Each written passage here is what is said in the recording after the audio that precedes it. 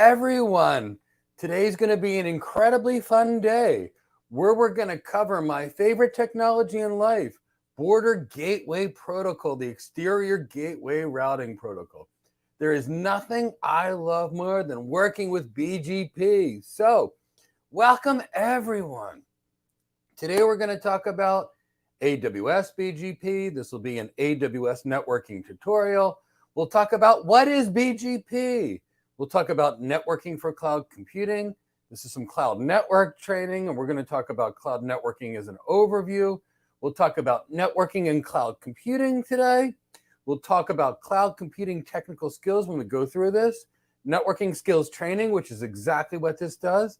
This is absolutely critical cloud architect skills, absolutely essential cloud engineer skills, and critical solution architect skills. Sure, if you ask later, I'm sure we'll get to cloud architect career tips because, we're all about cloud architects, solution architects, cloud engineers, and getting everybody their first cloud architect job. So let's talk about cloud career tips, cloud career training, and help you build your absolute best cloud career. And that's why we do these things. So my name is Michael Gibbs. I'm the founder and CEO of Go Cloud Careers. I've been working in networking for 25 years. 25 years. I passed my CCIE in 2001, and that was the beginning, really, of my networking knowledge. I've spent more than 10,000 hours on BGP.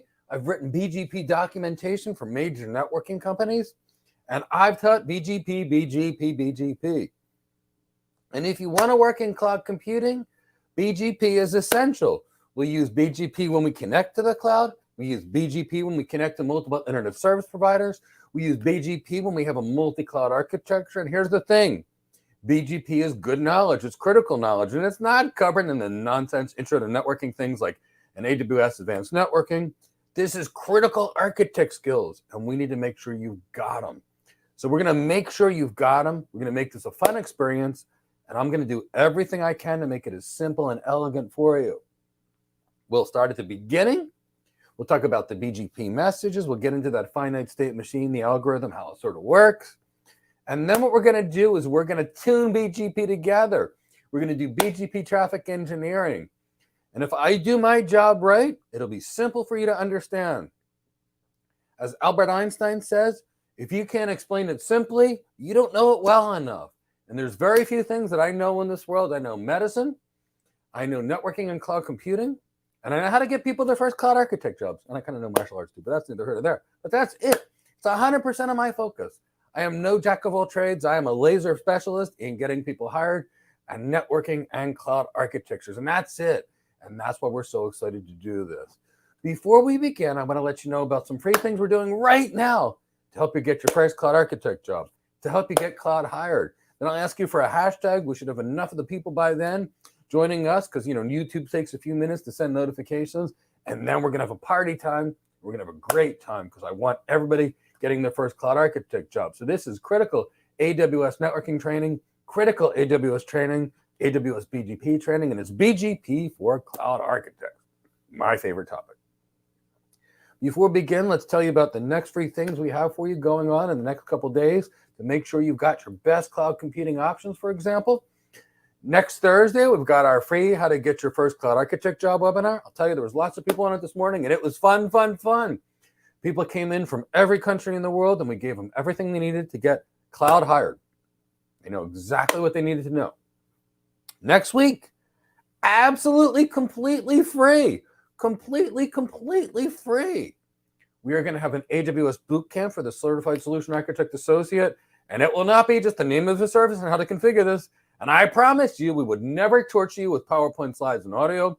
That wasn't even training in 1998, and it's sure not acceptable now. We are going to talk for 20 minutes. You'll ask questions for 10 minutes, and I'm going to know that you're going to know exactly what you need to know. On Tuesday, guess what? We're going to bring in one of my students. I like to look at him as my little brother. His name is Delroy Batt. I met him about a year ago, came to me. He'd been on 20 security interviews, and nobody was interested in hiring him. 3 weeks later, he had a really good cloud security job, and now he's got his first cloud architect job. and he's real excited. It's a great job. He's super excited. So we're going to bring him in to teach this. Also, in the next week or so, within the next 30 days, you're going to see a couple blogs on my website, and they're going to be on how to master the cloud architect interview or the solution architect interview. Eva Doike with the blue wrench that's over here worked with me, and we worked together. I made a whole bunch of videos to help people understand what to do on an interview. Real grateful for her great help, and follow her on LinkedIn as well. But she helped these are blog posts that I want you to truly understand. We've got videos on these, but now we got blogs. So follow us on LinkedIn. Chris, share the link, because we got a lot more good stuff coming for you to help you in your career, and a lot of it's going to be free. So please follow us. Now, I guess, we're all here. Can you all give me a hashtag that says hashtag AWS BGP Training? And that hashtag, I'll know that way you're awake, alert, and oriented. And if you know medical professionals, we're really concerned about knowing that everybody is awake, alert, and oriented. That's why somebody falls, we ask you, where are you? Who's the president and what year it is? Because I need to know people are alert, oriented to person, place, and time. And if I see your person, place, and time by showing me AWS BGP training, I know you're here. I know you're excited, and I know you're ready to get to work. I'm seeing it from Alexander, Yassas Alexander, Leonardo, Cloud Hired, AWS BGP Training, Robert Welch, AWS BGP Training, Economy BGP Training, Sig Wolf, AWS BGP Training, Dustin, AWS BGP Training, Zibri, AWS BGP Training, Al, AWS BGP Training, Juicy Jones, AWS BGP Training, Rohan Fernandez, AWS BGP Training, Russ, AWS BGP Training, Carlos, AWS BGP Training, Brian, AWS BGP Training, Richard Craddock, BGP Training. I'm loving it. Raj, AWS BGP, and Gaurav, AWS BGP Training. Now we're talking. Dat, AWS BGP Training, and Effie, AWS BGP Training as well. Marla, AWS BGP Training, Mr. Businessman, AWS BGP Training, and Billionaire Shots, AWS BGP CCI Training. Pooja, fantastic. My CCI number is 7417, and it was the most fun certification of my life. It was my intro to networking. That's where I really got to start to learn networking, and it was great. While we're at it, in the chat box, give me a location of where you're at, and we're going to begin. I know we got people from all over the world. I'm seeing names that look Indian, African, West Indian, European, and I love it. I'm from all over the world myself, half Greece, half Israel, so that kind of background.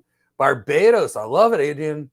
Boston, Florida, Atlanta, St. Petersburg, California, India. See, we're dealing with all over the world, and that's why we love it. Brazil, Germany, Taiwan, Florida Panhandle. I do like it over there. I spent a fair amount of time in Destin as well as Fort Walton Beach because there was some work for me to do over there. You can imagine what it must have been. Brian's in Philly. I grew up there. So, fun. Let's talk about BGP. So we're going to begin by what is BGP? BGP is a path vector, and I'm going to mention this again, exterior gateway protocol. BGP is going to be used when we have a private line to the cloud providers. BGP is going to be used when we do the following: connect to more than one internet service product, because we need BGP to load share. Without BGP, we could just use the default route. BGP is used when you've got your cloud providers connecting to each other. Here's the thing. We use BGP when we connect one entity to another entity. That's it. So if I've got customer A and customer B and they want to talk to each other, we need BGP. So if I'm connecting to the Google Cloud, I need BGP because the Google Cloud is another company than me. If I connect to the Azure Cloud, I need BGP. If I connect to AWS, I need BGP. Over direct connection, it's mandatory. Over a VPN, it's not mandatory, but you need it anyway. So BGP is a dynamic routing protocol, and it's an exterior gateway protocol, and I'll get more into that in a minute. Why do we use BGP? Well, here's the thing. We're connecting to external entities, but, and I'll get much more into it, BGP is tunable and scalable. And we'll talk about that, and exactly what that means. So good to see you, Pooja. I'm another CCIE. My number is 7417. And then we'll talk about how BGP works. And admittedly for this one, I'm not going to be able to use my executive level communication. I'm going to take my CEO hat off. I'm going to pop my geeky propeller hat on, and we're going to get techie, and it's going to be real fun. I don't get to do it really often because I have to be a serious CEO most of the time, but every once in a while I get to be a techie, and this reminds me of being young and powerful and fun, and I loved it. So we'll have good fun with that. So let's begin with our introduction. BGP is a routing protocol. I'm going to explain this to you right now. A routing protocol determines how do we get to the destination. So for example, there's a couple different kinds of routing protocols. I'll go over them very briefly. There's an interior gateway protocol that we use, and that's what we use for routing inside of our organization. It's typically OSPF, or intermediate systems to intermediate systems. Interior gateway protocols used inside of our organization are designed to be fast, and self-healing. I got two links. I got a cable cut. This link takes over fast. That's why we use interior gateway protocols. Now, we could do static routing too to tell our routers how to deliver it. So I want you to think of, and actually before I get to that, let's talk about exterior gateway protocols. Exterior gateway protocols like BGP, and that's kind of the only one we use now, are to connect to external organizations. Now, if interior gateway protocols such as OSPF or intermediate systems to intermediate systems are optimized towards speed, exterior gateway protocols are optimized for scalability and tunability, which means slower. Now, in most cases, we need to use both. And if you guys want, in the end, if you guys want it, actually, if you want me to do it in the end, type hashtag BGP architecture, and I'll even work with you. And I'll build a multi-cloud architecture with you. Let you guys know it. And we'll traffic engineer our clouds together, and it'll be fun. I get to get geeky. So these are our routing protocols. Now I'm going to give you an option. If we did not have a routing protocol, and for people that are older like me, if I wanted to go visit a friend's house, what did I do? I went to a map and I'd plot a course. Drive for 1,000 miles north. Make a left. Make a right. Make a left. Make a right. I made myself, and then I'd write them all down on a piece of paper. Hope I could read my handwriting. And I got to my destination. And it worked great until the police were blocking a road and there was a detour or there was a car accident along the way. And then I was stuck and I didn't know what to do. I got lost. I get lost really easy. Bad, something mine. So think about that. Now, imagine if instead of printing out routes on a map to get to your destination, there was something dynamic that would change. Hey, wait, that's like a GPS. So now we've got Eddie Patrick in Cameroon. He's in Bamenda, Cameroon. He's a great guy. He's one of my employees. So I want to reach Eddie Patrick. Now let's talk about dynamic routing. I know that I need to go to the West Palm Beach airport. So I leave my house, and as I'm leaving my house, I know to take I-95 to get to the airport, but it's closed, and I've got a GPS in my car, and it says recalculating.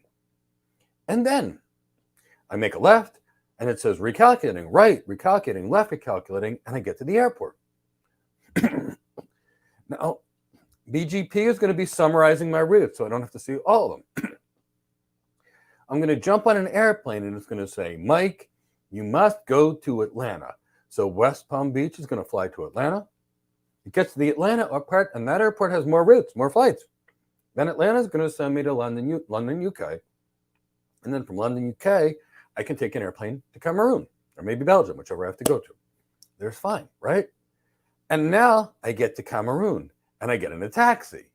And I get in the taxi, and The taxi driver enters the destination on his GPS, and he takes me to Eddie's house. And along the way, there's a roadblock, so the taxi makes a left instead of going straight, and his GPS recalculates. And all of a sudden, I get to meet Eddie for coffee in Cameroon, and we get to meet in person as opposed to Zoom. And I'm so excited to meet him physically in person. BGP is like your GPS. It's a dynamic routing protocol. It will help you get to your destination. It is adaptable. It will recalculate routes along the way. And it will do it in a scalable and secure manner. So what we're using BGP for is we're trying to get the routing information. What's routing? You may hear routing information called network layer reachability information. It's just, how do I reach a destination at a certain period of time? Now you know exactly what is BGP used for. So routers are these devices, and here's what routers are. They're basically computers that have lots of interfaces, network interfaces. Now remember, every network interface needs to be on a separate subnet. So a router is going to take in a packet. Let's say I'm a router. Let me try and move myself on the screen. And this is an interface, and this is an interface. If a message comes in on my head, the router's going to look at its routing table and say, to get to Abigail, go to the right. To get to Chow, go to the left. And the packet will come to the router will send it to the next router. And when the packet goes to the next router, the router is going to look at its routing table, which is a map, and say, go out this interface, go out this interface, go out this interface to reach the destination. So I hope that makes sense so far what routers do. If not, we've got a free CCNA bootcamp on our channel that will explain what routers do. Completely free. And here's the thing. BGP is a critical routing protocol. And if you don't understand it, you will make outages. Facebook had a big full-day outage because somebody misconfigured BGP. BGP is easy to configure. They didn't know what they were doing. Google Cloud had a big BGP outage. Rogers Communication made a mistake on their BGP, and they were down for 15 hours. Now, during this time, their emergency services systems went down. Critical business systems went down. Now, the reality is no business should ever be on a single service provider. It's insanity. No business should ever be on a single cloud.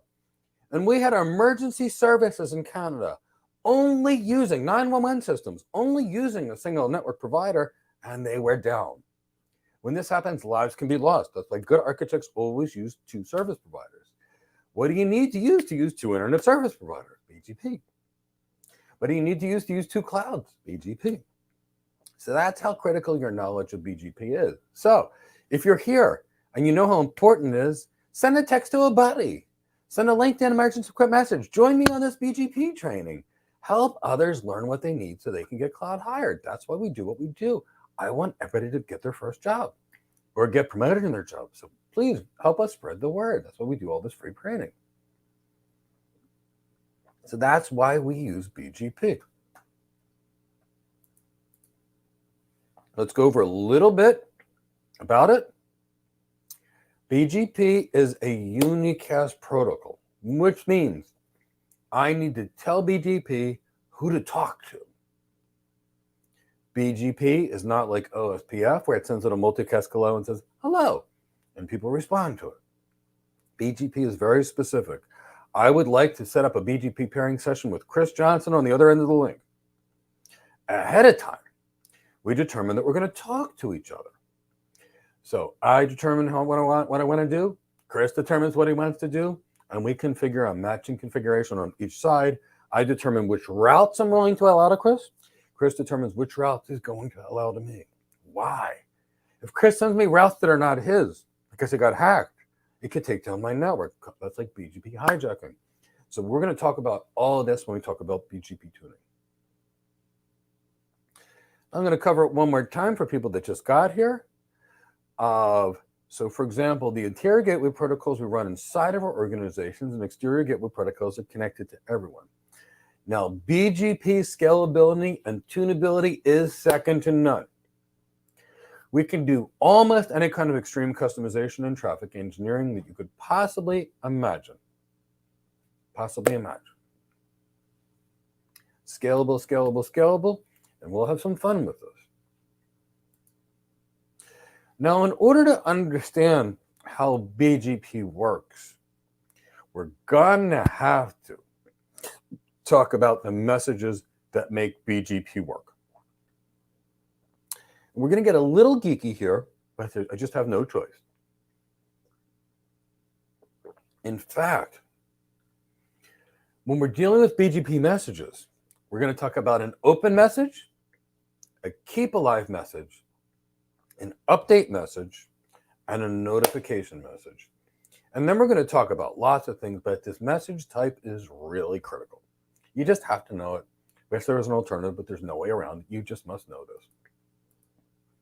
So let's talk about what are these messages. I want to set up a BGP pairing session with Chris.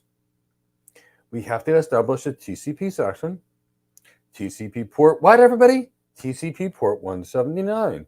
So if I've got a firewall between me and the cloud, and I should, don't trust the cloud. When they get hacked, they'll come straight into your data center.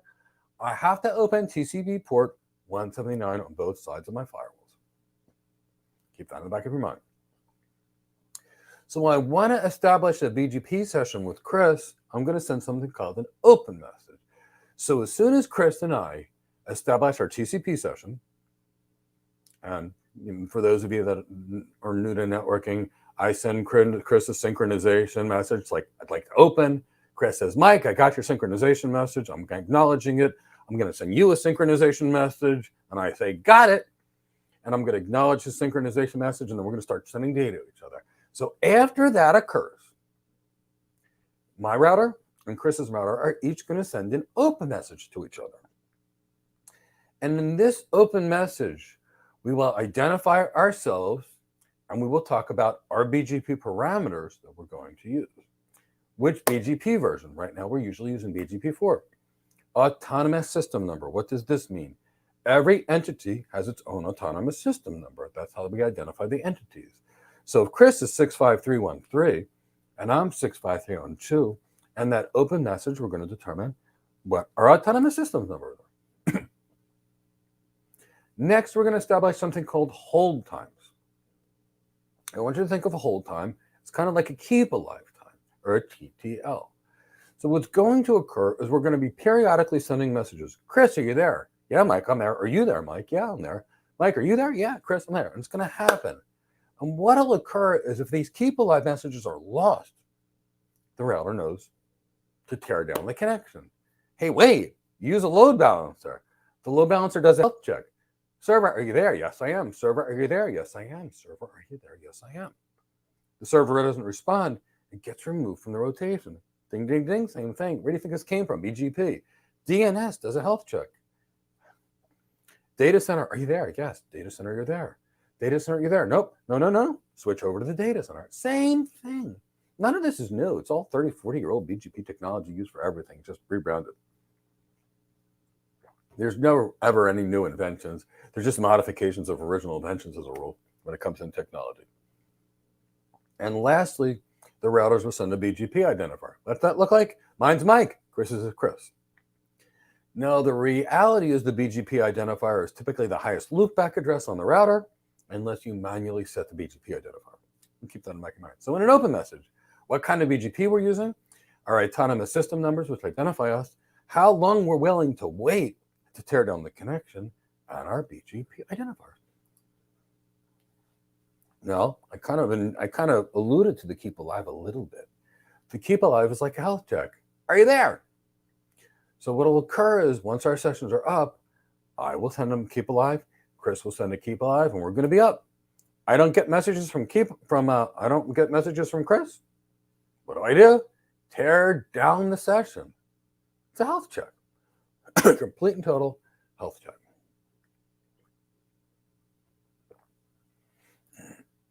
Now let's talk about an update message, everybody. Here's what an update message is. I learned some new routes. I tell Chris. A route disappears from my routing table. I tell Chris. I withdraw it. It doesn't exist. Don't keep it in your routing table because I don't want them sending data to a system or a subnet that doesn't exist. So the information that we're really sending is subnet-related information or supernet-related information. That's all it is. So we're going to call that network layer reachability information. I don't know who thinks of these terms, but that's what we're talking about. And in these update messages, we're going to have some attributes. Now we're going to talk about these attributes, and they're really cool. That's what we used to call the nerd knobs, how we tune our BGP. It's in the path attributes that we're talking about. And path attributes include things like the AS path, the origin code, etc., etc., etc. And inside of these, we're going to talk about withdrawn routes, routes that are no longer reachable, etc., that need to be removed from the routing table. So we'll cover it one more time. In the update message, we're sending prefixes or network layer reachability information or subnet information. And the attributes of this information, such as origin, AS path, next hop, etc., etc., etc. And lastly, it'll contain the routes that we removed from the routing table. Now, the next message that we're going to talk about is something called a notification message. Chris is talking to me. We're both BGP speakers. Something happens along the way. We send a notification message. There's an error that occurs. Think about it this way. BGP is smart. Even though it's 30, 40 years old, it's telling you when something's wrong. So if, for example, I'm BGP 4 and Chris is BGP 3, we're not speaking the same language. We're not using the same version. A notification message is sent. And what's going to happen is the notification is sent, and then it's going to tear down the connection. We want to make sure it's right. It's designed to protect us against things that are not right. So the next part's where we get pretty geeky. So inform a TCP session, and then we send each other an open message. The TCP session is up. Chris, are you there? Yeah, I'm there. Mike, are you there? I'm here, etc., etc. I learned a new route from an upstream internet service provider, and I tell it to Chris with the update. I learn a route's removed. I tell Chris to take it out of his routing table. And if something goes wrong, there's a notification message. So before we move on, because we talked about some complicated things, does anybody have any questions before we get into good, geeky, techie parts of this? Because we're going to get geeky.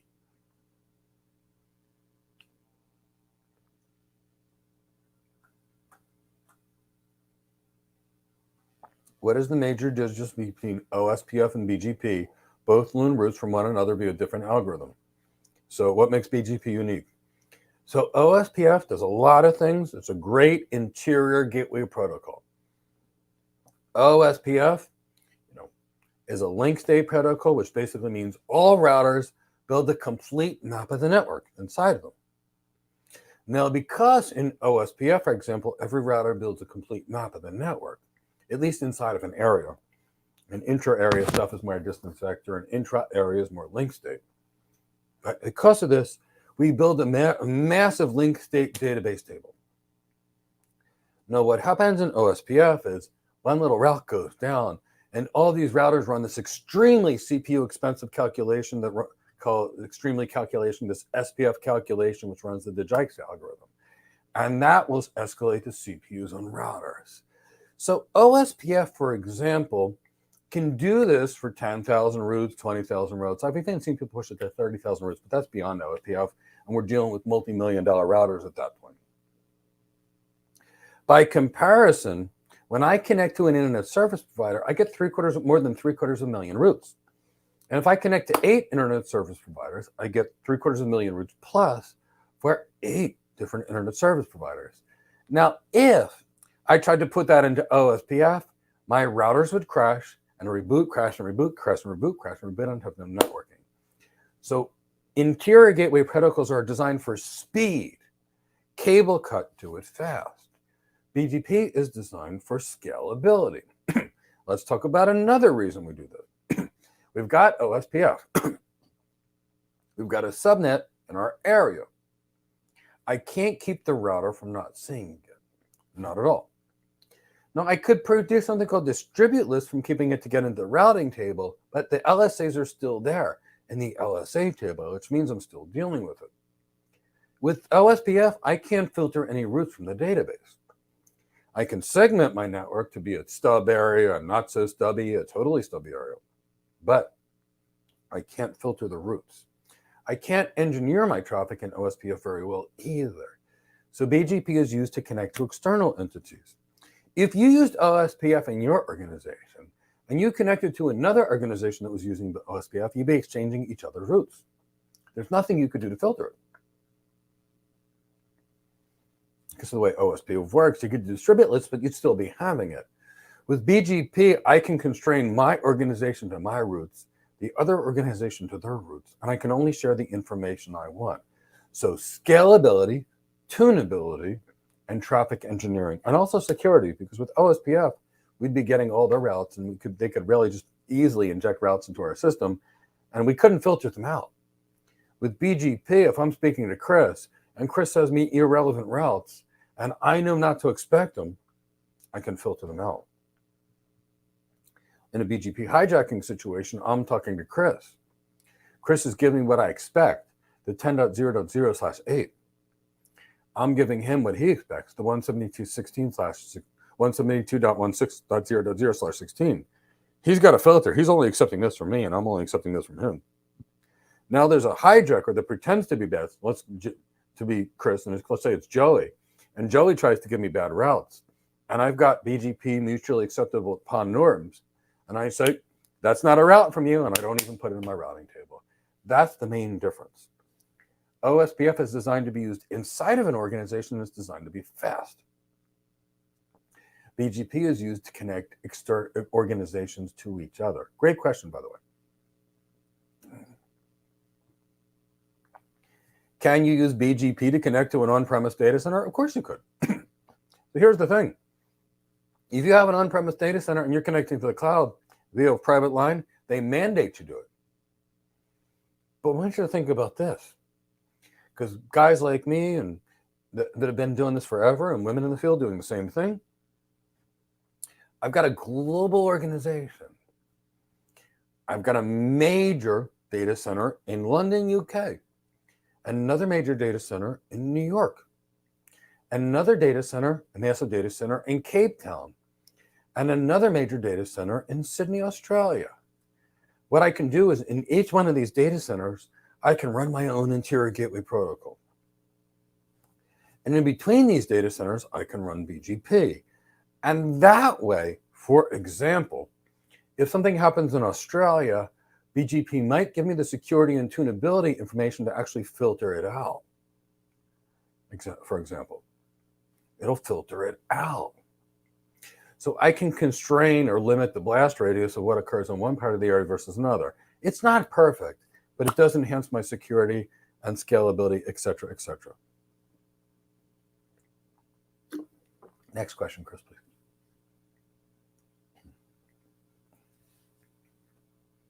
Rana, well, I actually just answered that question a second ago for the previous person. We use OSPF in our data centers or inside of our entities, and we use BGP to connect to external entities due to scalability, tunability, and security purposes.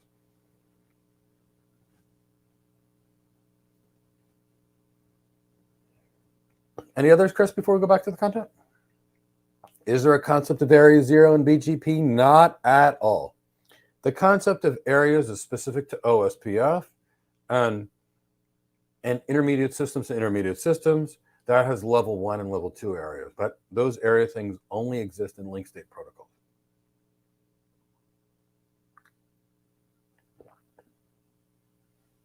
Can we please go over the open message, keep alive message, update message, and notification? I'll do it pretty quick because I already did it twice, but let's do it one more time.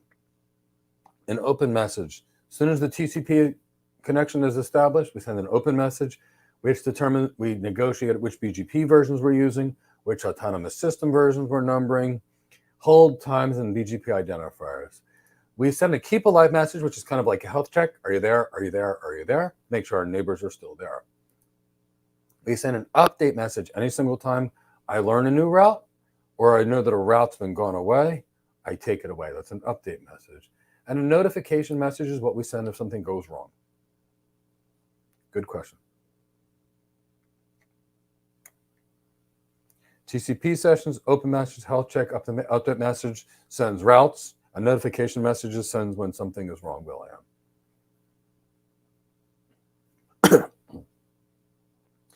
Economy, can I explain route aggregation and what BGP did to support the role of route aggregation? Yesterday in the subnetting session webinar, I talked about supernetting, where we take multiple subnets and create it together for one.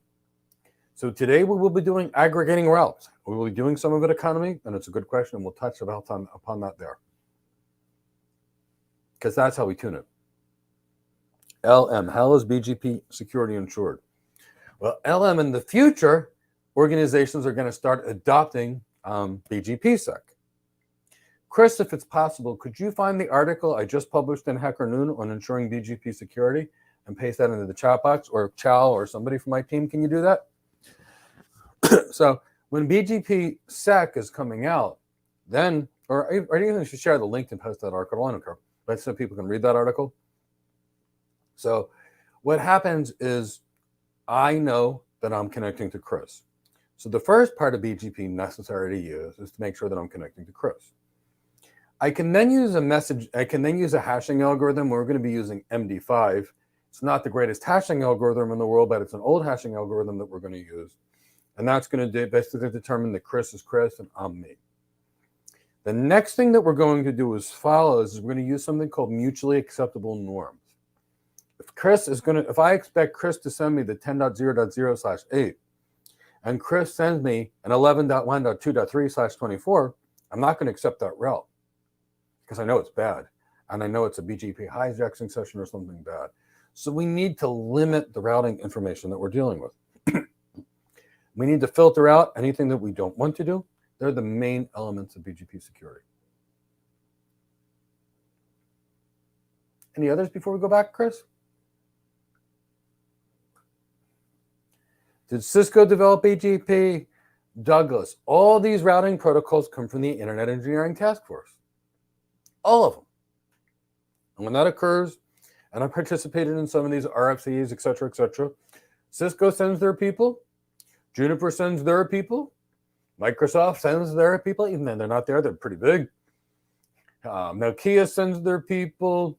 Marconi Networks, I don't think they exist anymore, but whatever, maybe they do, I don't know. All the companies send their people. They get together in the Internet Engineering Task Force, and they design a specification. You can see these specifications in the IETF.org. You want to learn networking, you must read these RFCs, requests for comments. They are the actual specifications. You read everything about each protocol. Mashaba, exactly, I just mentioned, we can use MD5. Why is it called a link state protocol? Well, BGP is an exterior gateway protocol. Why are OSPF and intermediate systems and many systems called a link state protocol? Because there's two kinds of protocols. There's distance vector protocols and there's link state protocol. Here's what a distance vector protocol is. Chris, put the route 192.168 in your routing table. Chris says, got it, Mike. Chris, tell Alonzo to put 192.168 in his route, 1.0 in his routing table. We call it routing by rumor. You ever play the game Whisper Down the Lane? Somebody tells you something, you tell somebody, they tell somebody, they tell somebody. And RIP, IGRP, and actually, truthfully, EIGRP was a distance vector protocol, even though Cisco liked to call it a hybrid because they did do some feasibility successors, but it was still distance vector. Distance vector protocols route by rumor. Link state protocol by comparison do the following. They send a router builds a state of every link, and they run a calculation on the link. And by having every link in your database, you can run your calculation. You've got accurate information, so it's very accurate. That's why it's called the link state protocol. Are update messages assigned that something's misconfigured? No. Update messages are I learned a new route, or a route went away, and I'm telling you.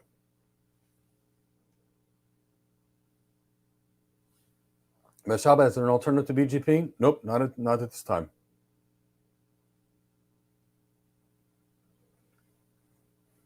Okay, let's get into the content now that we got to answer some questions. To me, it's very important that we answer questions because I want you to truly, truly know it. But before we begin, if you can give me a hashtag, networking for cloud computing.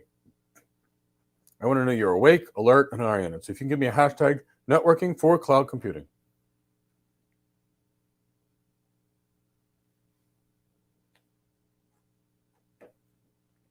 I'll wait to see some of the hashtag networking for cloud computing in the chat box. And as soon as I see there's enough of them, I know you guys are awake, alert, and oriented, and I'll be ready to go, ready to go, ready to go. Okay, economy, networking for cloud computing. I love it. Divin Williams, networking for cloud computing. Leo Paredes, networking for cloud computing. Lucas, networking for cloud computing. Eva Doik, I'm so happy to see you here, networking for cloud computing. And great papers, by the way. Ya, networking for cloud computing. Eugene, networking for cloud computing. Chow, networking for cloud computing. Charles Finney, networking for cloud computing. Hand of God, networking for cloud computing. Good to see you again. Omar Weaver, networking for cloud computing. Ned, I missed you. Please come back. We got some things to do. Networking for cloud computing. Robert Welch, networking for cloud computing. Juice Jones, networking for cloud computing. Networking for DevOps, that's fine too. LM, networking for cloud computing. Abigail Marks, I love that. Networking for cloud computing. Thank you for your help with the Blue Wrench. Chow, networking for cloud computing. Saeed, networking for cloud computing. Omar Weaver, networking for cloud computing, etc., etc., etc.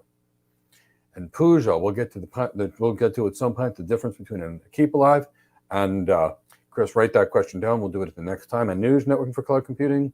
Scott, networking for cloud computing. Malik, networking for cloud computing. LM, networking for cloud computing. Benga, networking for cloud computing. George Perez, networking for cloud computing. Mr. G, networking for cloud computing. B.A. Pound, networking for cloud computing. I'm happy you're all here. If you haven't yet, can you give the video a like? Can you subscribe to the channel and hit the bell, because we've got so much free stuff coming for you. I want you to get access to it. And I've made a lot of videos. My team's been working heavily hard to make sure we get you lots more great content. So now let's talk about how BGP forms a neighbor relationship. Because point A and point B need to talk, we need to establish a neighbor relationship. So when you meet someone, you say hello and you establish a handshake, right? Me, you're you, etc., etc., etc. And that's really what we're going to be talking about here. So we're going to talk about how it happens in the messages. Now, when we start out, Mike's got a router and Chris has got a router. Our routers are idle. So if you do a show BGP neighbors before the TCP session is established on a Cisco router, what you're going to see is idle. It's the initial state. Idle. Now, what's going to also occur, if I try to speak to Chris in Greek, and Chris unfortunately doesn't speak Greek, even though that's what I speak at home, and Chris tries to speak to me in English and I only speak Greek, we got a problem. And what's going to occur as follows. We're not going to establish a relationship, and we're going to return to idle. So idle is where we begin, and if something goes wrong, idle is where we end.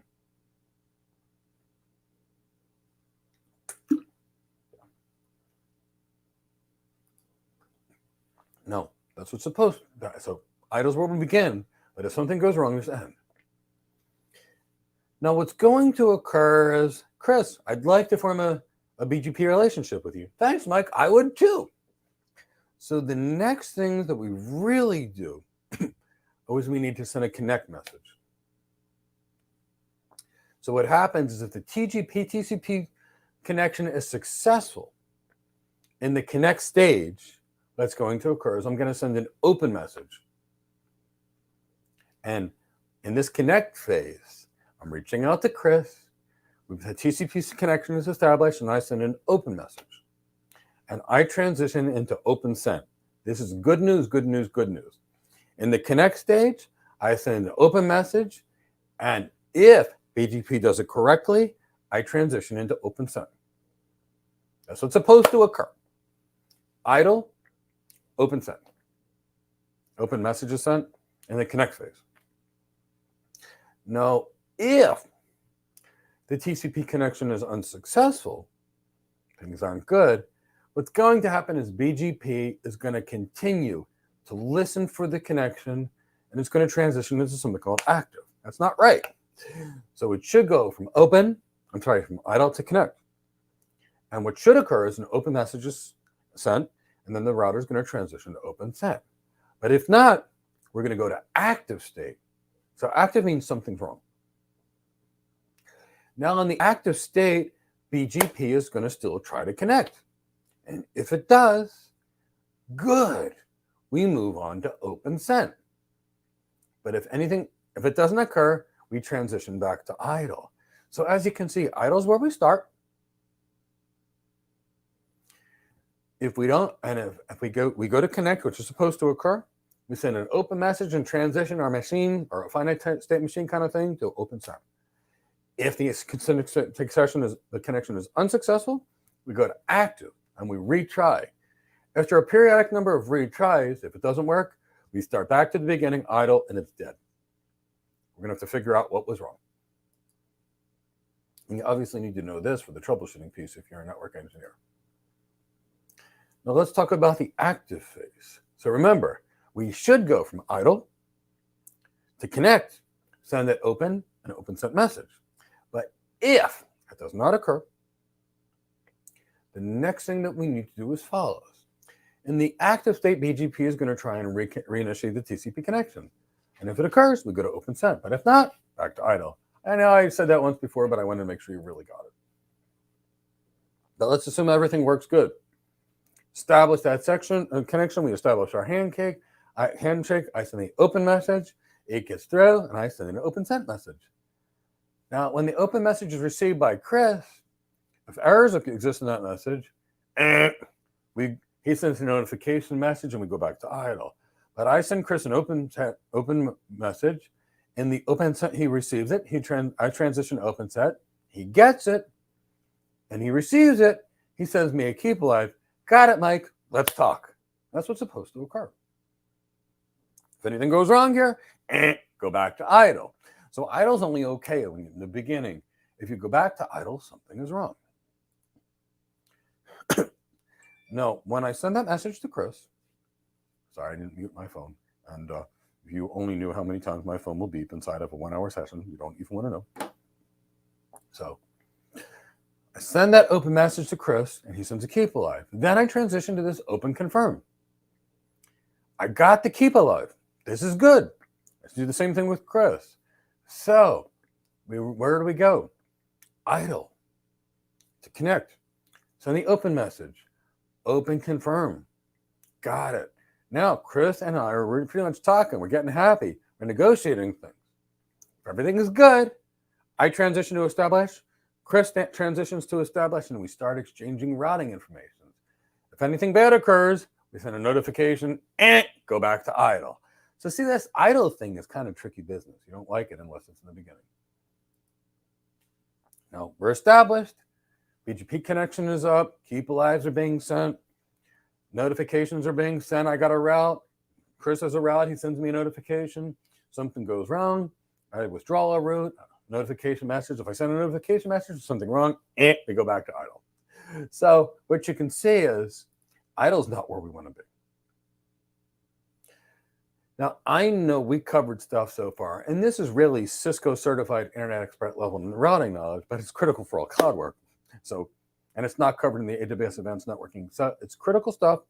It's challenging stuff. And you may want to watch this, rewatch this, ask questions, etc. Now, the next thing that we're really going to talk about are the BGP attributes. Chris, how long did I talk about these messages before we go to attributes? Because I want to make sure people are solid, because the attributes are going to teach us how to tune it. You can keep going. Okay, I can keep going. Okay, so let's talk about BGP attributes. The attributes are going to contain information about the route or the route, depending upon which country you're in. Now, when you understand these attributes, you're going to understand how to do your traffic engineering, and that's where the fun and magic occurs. That's where we architects, we cloud architects and network architects do our designs, and this is where the cloud engineers and the cloud networking engineers do their configurations. So the BGP messages are going to contain information about this route, and we're going to use this to influence our traffic. So let's talk about what our attributes are. The first one is the origin attribute. What is the origin attribute? It really refers to how did we learn the route? Okay. Did we learn the route from redistributing it into BGP from our interior gateway protocol? If so, our origin's IGP. Did we learn the route via BGP? Again, it's the way we could learn it. If we learned it via BGP, we believe it's less believable than if we learned it from our IGP. Why? We have complete and total control over our IGP. It's under our control. BGP, we could be learning the route from somebody else. We don't trust them as much as we trust ourselves. Or incomplete. Another origin that could be is we don't even know how we learned the route. So think about it this way. When it comes to preference, I learned it from me. I learned it from somebody else. I don't know how I got it. So preference with regards to origin code, IGP is greater than EGP, which is greater than incomplete. We're going to do some tuning. It's going to be real fun. And now let's talk about the next attribute, AS path. AS path determines which autonomous systems the route had to pass in order to get to us. So all things being equal, we prefer the shortest AS path. I want you to think about this. If my AS path to this website is AT&T, and my AS path to this website is AT&T, Verizon, CenturyLink, and then NTT, which do you think is going to be better? The same AS path, which is one or four of them. Well, if you have to cross 4 internet service providers to get to your destination, it's not going to perform as well as if you and your customer are on the same internet service provider. Here's a secret. That's why companies that need good internet performance connect to multiple different internet service providers and run BGP. So for the customers that are on Verizon, I'll be on network to reach them. To the customers that are NTT, I'll be on them. For the customers that are on Telefonica, we'll be on network. For the customers that are on British Telecom, we'll be on network. And that's why entities that need really good internet performance, like big global retailers, have multiple internet connections. Not just that. I connect to 10 different internet service providers, and 3 of them disappear due to an outage. I still got others. So that next attribute is AS path. Now the next attribute is the next hop attribute. I'm going to tell you right now, this is the one that gets everybody in trouble. Why does this get everybody in trouble? The next hop is simply this. In order to get to Child's house, go out this interface and reach 192.168.1.1. That's it. Now, if I've got a route to Child's house, but I can't reach 192.168.1.1, I can't get there anyway. Don't put the route on the routing table. Don't put the route on the routing table. So I want you to think about this. If the next hop's not available, don't put it there. When we deal with networking and you see a route and it's sitting in the BGP table, but it's not in the routing table, there's a reason the next hop is not reachable. Maybe the interface that's connecting to your eBGP peer is not redistributed into your IGP, et cetera, but if the next hop's not available, do not put in the routing table. Super important. Now, this used to be Cisco proprietary, but several organizations are going to do this. Weight is an attribute. Now, the weight is locally specific to the router, and it enables you to tune the weight of a router. Alonzo tells me something, and Joey tells me something. Alonzo, I make the weight 40,000. The other weight is 32768. Prefer the path with the largest weight. So we can tune the weight local on the router to determine our egress or outgoing traffic. We can't send somebody else the weight. Although there's ways we can do that too, through communities, et cetera, we could talk about. Now the next, so there's this. I want to answer questions on these, Chris, and then I'm going to talk about the decision tree. And then here's what we're going to be doing. We're going to be doing some examples. And then when we're done with cool examples, and we'll go through many examples, but design a multi-cloud architecture with BGP. Difference between a keep alive message and an open message. Pooja, I'd like to establish a connection with you. I send an open message. Once we've established our TCP connection, I need to make sure that you're there. So the way OSPF says hello every 10 seconds, or EIGRP would send the equivalent of a hello, That's what a keep alive message is. Are you there? Are you there? Are you there? And typically, when these routing protocols occur, what actually occurs is they periodically send in. And typically 4 messages is when you tear the session down. It's a great question.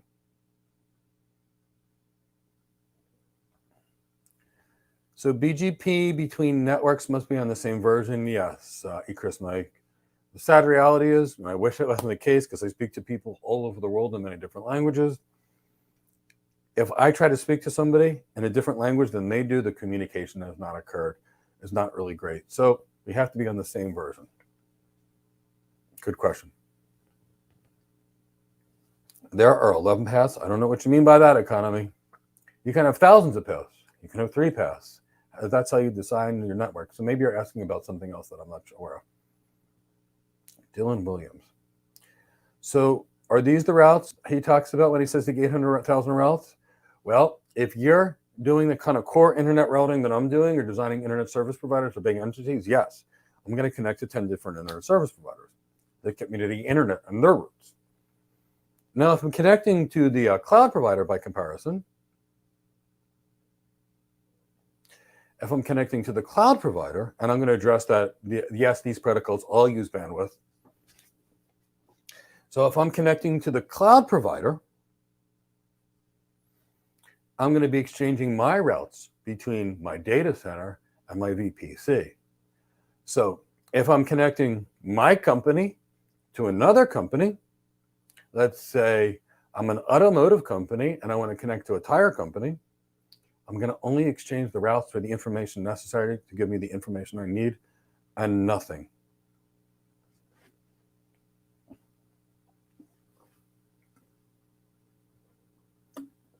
Does the BGP look at the length of the S path only? And is bandwidth okay? So my Shabo, bandwidth is not considered here. Bandwidth used to be considered in OSPF. The problem was 100 megs, 1 gig, and 10 gig all look the same, so you'd have to change the reference bandwidth on the routers. It does take bandwidth to send these messages, but BGP will look at local preference, AS path, specificity in the next route, the next hop available or lack thereof. It will look at other attributes such as origin code, etc. What is IBGP and EBGP? We can whiteboard that out for you. Here's the thing. We use EBGP to connect to external entities. We use IBGP to carry EBGP learned routes across a network. And here's why. For example, let's say I learned 800,000 routes from Internet Service Provider A. And I want to connect to Internet Service Provider B. Oh, that's good. If I wanted to provide transit from A to from the 2 providers, I would have to push my routes, each other's routes across the network. So imagine I've got OSPF with my interior gateway protocol, or intermediate systems. If I learn 800,000 routes from Verizon, and I want to pass my information as well as Verizon's information over to AT&T, if I took the 800,000 routes I learned via BGP and dumped it into OSPF, my OSPF would crash. So the reason we're using BGP is as follows. If we're going to connect one entity to another entity, we need to provide transit service, and we need to carry those routes across our network. Can our interior gateway transfer millions of routes? It can't, and we need to use IBGP. So we use IBGP to carry EBGP learned routes across our network. And when we whiteboard it out, I'll actually do this with you. What do I think of OCI? I think the Oracle cloud is no different than any other cloud. A network and a data center are all identical. Same thing. If you build any cloud, it's all the same. How would you relate the states to messages? I'm not sure I understand the question. Please move on, Chris.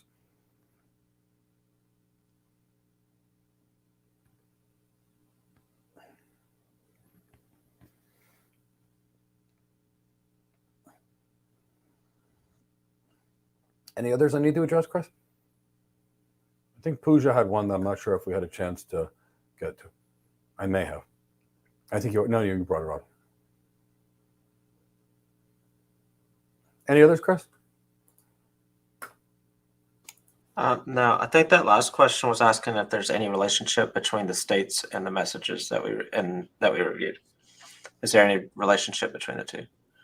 Absolutely. Do I need to cover it again? I think that's the question. How do you relate the states to the messages? Like I don't want to guess what someone's thinking and get it wrong. So, I don't understand the question. We did spend about 15 to 20 minutes on it. If we need to do it again, I'm happy to, but I want to make sure that we're not assuming and guessing what somebody's thinking before we do that, because there's a lot of people on the call and I want to make sure they get what they need. But I will answer Tech Midas's question.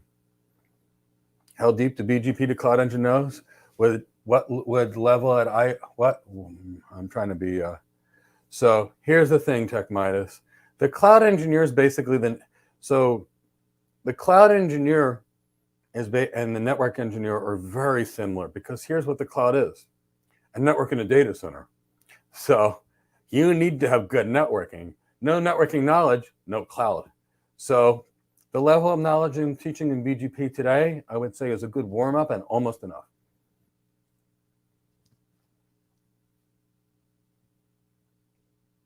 That is the questions as explained by Chris. How do you relate the states to messages?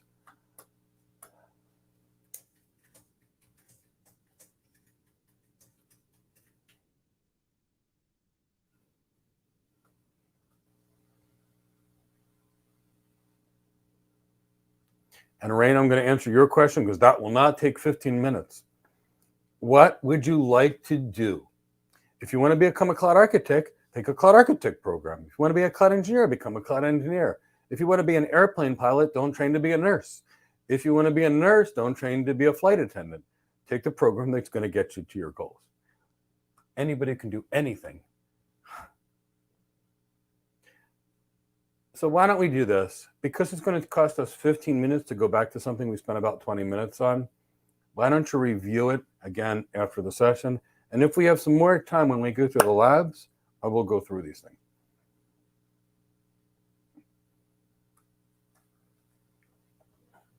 So now let's get to the fun. Let's talk about the BGP route selection process. Unless there's multiple people that want me to cover the same topic again, I will go back. It's just that I want to be mindful of 150 people's time. So let's talk about the BGP selection process, because this is how we traffic engineer. You must know this. Prefer the path with the largest weight. Okay. Higher weight, lower weight. Take this path. If the weights are equal, prefer the path with the largest local preference. Local preference 200, local preference 100. Take 200. If the local preferences are the same, local preferences being the same, prefer the route that was originated locally by this router versus some other router. If the local preferences are the same, prefer the route with the shortest AS path. If the AS path is the same, prefer the path with the best origin. IGP is greater than EGP, which is greater than incomplete. If the origin codes are the same, prefer the path with the lowest MED, otherwise known as metric, otherwise known as multi-exit discriminator. Now, if your MED is the same, prefer eBGP routes over iBGP routes. Now, if everything else is still equal, prefer the route with the shortest path to the BGP next hop, meaning the lowest IGP metric to get there. And if the routes are still equal, prefer the path that was received first. Because if Chow told me before AJ told me, it's going to be less ups and downs. And then, if all else are equal, you got to end an election somehow. Prefer the one with the lowest IP address. I didn't make this up. I really didn't. The Internet Engineering Task Force did. So let's think about this. Choose the route with the highest weight. Next, choose the route with the highest local preference. After that, choose the routes that were locally originated on the router. Next, choose the path with the shortest number and the shortest AS path. Then choose the path with the largest origin code. Then choose the path with the lowest multi-exit discriminator. Then prefer an eBGP route over an IBGP route. And then we get into the stupidity. Lowest IGP metric to get to the goal. Prefer the oldest route, a path with the lowest router ID, and the lowest IP address. So we're going to get into that. Now, there are some really good questions, and I want to make sure that people actually understand it. And it was a really smart question, so I'm going to whiteboard it out. IBGP, eBGP. And then what we should do, because I really would like to answer that question with regards to session teardown and messages, let's build this out. Do the IBGP, eBGP. We'll do some BGP traffic engineering. If you want, we can set up we can describe how do you do BGP routing for multiple internet service providers, and then we can set up a multi-cloud environment. We want to make sure you guys get a good time. So in the chat box, give me a hashtag cloud hired so I know you're awake, alert, and oriented. Well, I set up my whiteboard, which may take me a minute or two to set up. Okay, do I need to do this? Something over here. Okay. Bear with me a second. And develop a whiteboard on the fly. Okay, cool. We've got a whiteboard on the fly. So now what we're going to do is we're going to set up an eBGP environment and an IBGP environment.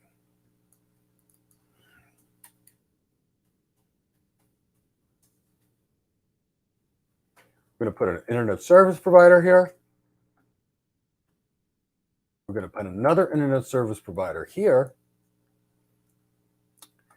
And this will give you the interplay of ISP. We're going to call it us. And us means our organization.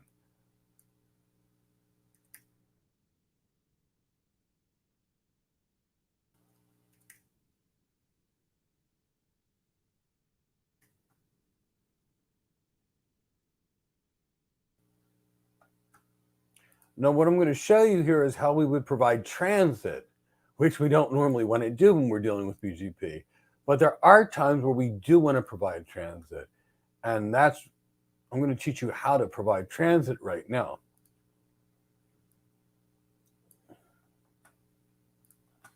And I'm going to ask you guys to help me build it in the chat box. So hopefully the latency on the link isn't too long.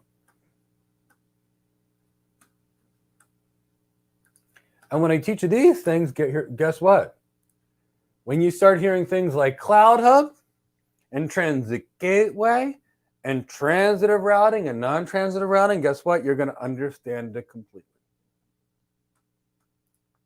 So this is a common ISP model. Now, for whatever reason, ISP us, meaning ourselves, we want to be transit. Why would we be crazy enough to do this? There's reasons we would want to do it, but they're beyond the scope of this. Let's set up another box over here. Let me copy this box real quick. Really architect this situation and show you what we're dealing with. And this is only if we wanted to provide transit.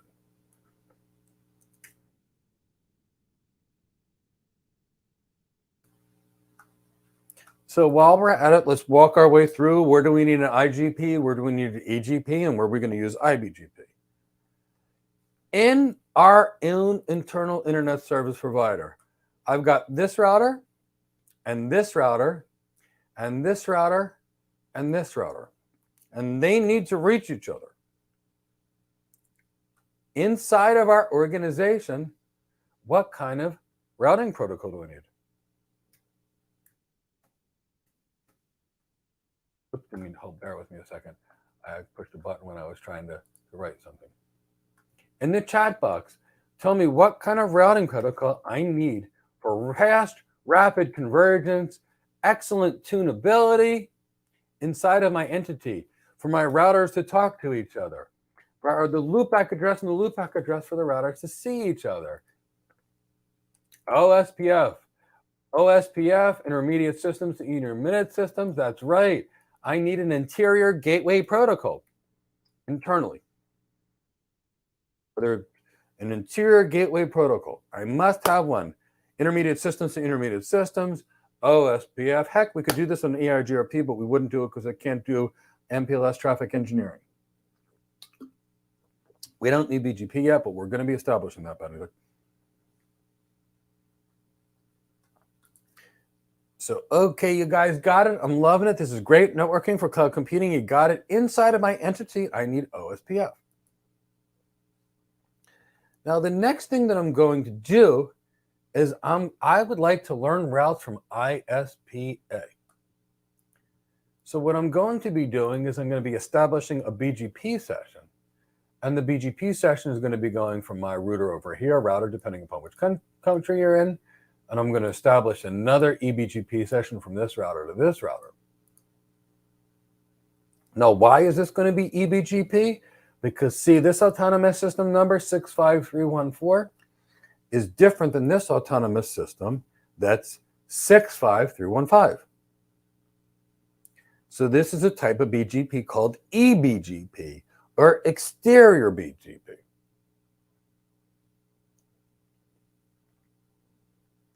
So inside of our organization, so far to connect our routers, we have an interior gateway protocol. In this case, we've used OSPF.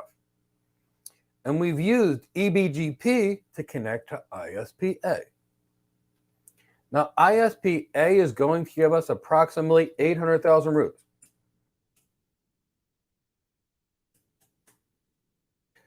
Now, many of you that have done CCNP and CCIE exams have done some route redistribution, which is basically translation. Take a route out of RIP and put it into OSPF. Take a route out of EIGRP and put it into OSPF. That's route redistribution, which is fine. I translate English to Greek all the time. All the time. And vice versa. So that's okay. But imagine if I took these 800,000 routes and dumped it into my OSPF database, my OSPF LSA database. These nice routers in here, which are all $1 million plus routers, all need to run an SPF calculation on 800,000 routes. Well, that shortest path first, that digester calculation is CPU computationally expensive. I put 800,000 routes into OSPF. I start spewing routes everywhere, and the routers crash and reboot, crash and reboot, crash and reboot. I got nothing because OSPF cannot handle 800,000 routes. And so inside of our organization, we're going to use iBGP, not tech minus, not eBGP. Now, if we microsegment our network and say New York and London are separate entities, separate AS paths, then it's eBGP. But it's always iBGP inside of our organization, unless we segment our organization into multiple autonomous systems. It's always interior BGP, never exterior, except under that rare circumstance. Now, let's say I want to connect our organization to ISPB.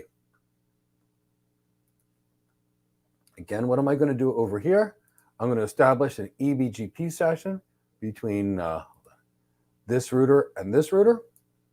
I'm going to establish another eBGP session between this router and this router. Now I've got eBGP to two separate entities. Again, right now, this router, actually let's just do it. This router and this router know this router's routes, or this ISP's routes. And this router and this router know this ISP's routes. But these routers over here don't know about these ISP's routes. And these router over here knows this, but it doesn't know any routes. And these two routers don't know how to reach ISPA. So how do we do that? We run something called iBGP. And we run an iBGP session, and we run our iBGP sessions. Now, with iBGP, routing is non-transitive, which means if ISPA tells, if this router tells this router, whatever line country you're in, tells it about its routes, it won't pass it to this. Anybody see anything, heard of VPC pairing being non-transitive? Yeah. This router turns it to this, which won't give it to this. Now, this router learns about this routes because they're directly connected. This one learns about these routes because they're directly connected. Now, ISP's router learns about this, and ISP router learns about this. So what must we fully do? With regards to IBGP, we must fully mesh our IBGP peers, or we use something that breaks the rules. I'll show you what that is, and it's called a route reflector. And that's going to help you understanding of Cloud Hub and Transit Gateway. And that's why to us network architects, we say they're the same thing. And for people that only know certification and don't know anything, they think they're so different because they've been told they're different in their certification exam. They're identical with the exception of whether you use a VPN or whether you can use a private line, etc. But otherwise, the technology is identical. So here's what we do in this environment. We do an IBGP peering session from this router to this router, one from this to this, one from this to this, one from this to this, etc., just like I drew this map out.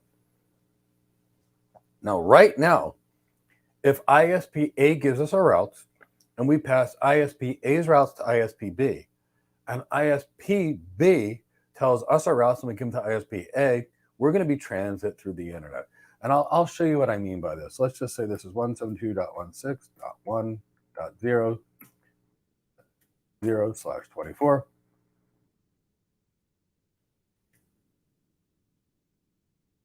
And let's say this router is 192.16.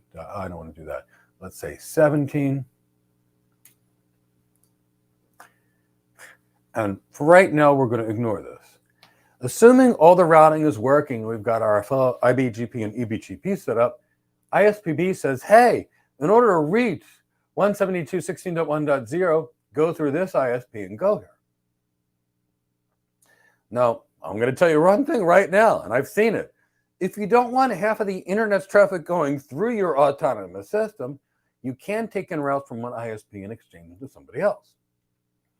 What you might do would be the same setup if you don't want to provide transit. You take in routes from ISP A, and you take the routes from ISP B, and you don't export them to each other. Either you set up a community no export, you filter it with a distribute list, route map. You can do it any way you want. But generally speaking, we do not want to take the information from one ISP to another at all. So that's the interplay of our interior gateway protocol. Makes it that our IGP makes it that these routers can reach each other. And then we run IBGP to carry the BGP learned routes. Does that make sense to everybody? I want to get this transitive, non-transitive thing down straight because it's going to help us when we do some BGP architecture before we get to the BGP traffic engineer. Here's what this means.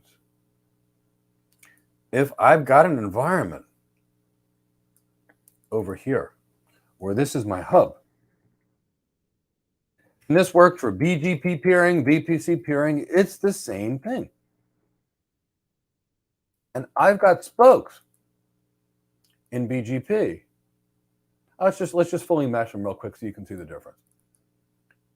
Let's just call this A. Let's call this A. Let's call this B, because I want you to understand non-transitive routing, because it's going to be very critical for the next phase. Many of you already know it. If you're my student, you do. But if you're not, you may not. I want to make sure you understand it. If A has an IBGP session or a VPC peering session, I don't care, same problem. If A tells B about its routes and C tells B about its routes, but B doesn't tell C about A's routes, and C tells B and B doesn't tell A about A's routes, they can't talk to each other. This is non-transitive routing. Now I could fix this by connecting A to C, and now A can learn C's routes through C. A knows B's routes through B, so it'll work. Now, why don't we just fully mesh our IBGP pairs? I want to teach you a formula. N times N minus 1 divided by 2. So if we've got two routers, 2 times 2 minus 1, which is 1, divided by 2. No big deal. Now we've got 3 routers. N, which is 3, times 3 minus 1, which is 2, which gives us 6, divided by 2. We got 3 sessions. But I want you to think about this. And I'm going to do the math because I am not Mr. Math. Chris, if you're on in your end, can you calculate it? Now I have 100 routers. 100 times 99 equals 9,900 divided by 2. So I've got 100 routers, and now I need 4,950 IBGP connections. Can you imagine configuring 4,950 BGP connections? Now you're a large internet service provider with 15,000 routers. Okay, 15,000 routers. I'm not going to do the math because it's beyond me. 15,000 times 14,999 divided by 2. Whoa, this gets ugly, right? So with BGP, we've got two options. One is called the confederation. We're not going to get into that. And one was going to be called the route reflector. The reality is we're going to need both. Here's what a route reflector is. We turn B into a route reflector. B is now a route reflector. The route reflector relaxes the rules and says A tells B and B tells C. C tells A and A tells B. Now let's think about it. We went from n times n minus 1 divided by 2 to 1. And of course, we'll have multiple route reflectors because 1 is none, 2 is 1, and 3 is greater than 2. Kind of keep this in the world. So that's a route reflector. Now you go to AWS, and they have something called VPC peering, which is non-transitive, which means A tells B about its routes, and C tells B about its routes, but they don't tell each other. So again, we can just do this.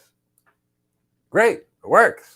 Now, you got 1,000 VPCs, which is easily normal in a lot of companies. 1,000 times 999 divided by 2. Oh, wait. In AWS, I think you can't do more than 125 VPC peering sessions. So you can say that's not going to scale anywhere. So now you've got VPN Cloud Hub, route reflector. A tells B, B tells C. A changes from IBGP. Now transit gateway. A tells B, B tells C. So I hope that made sense what we're dealing with here. When you're dealing with any of these VPC peerings, VNet peerings, same BGP concepts. And why? We're connecting one entity to another entity. The cloud is a network in the data center that's been virtualized. The cloud is nothing new. First cloud I worked on was in 1996. It was ISDN frame, really. Next cloud I worked on was ATM. Cloud after that was the BGP RFC 2547 VPN. The cloud after that was VPLS. The cloud after that was those with servers and workstations in it, or servers and storage. It's the same thing. It's 30-year-old technology. So I want to make sure that you got it right now.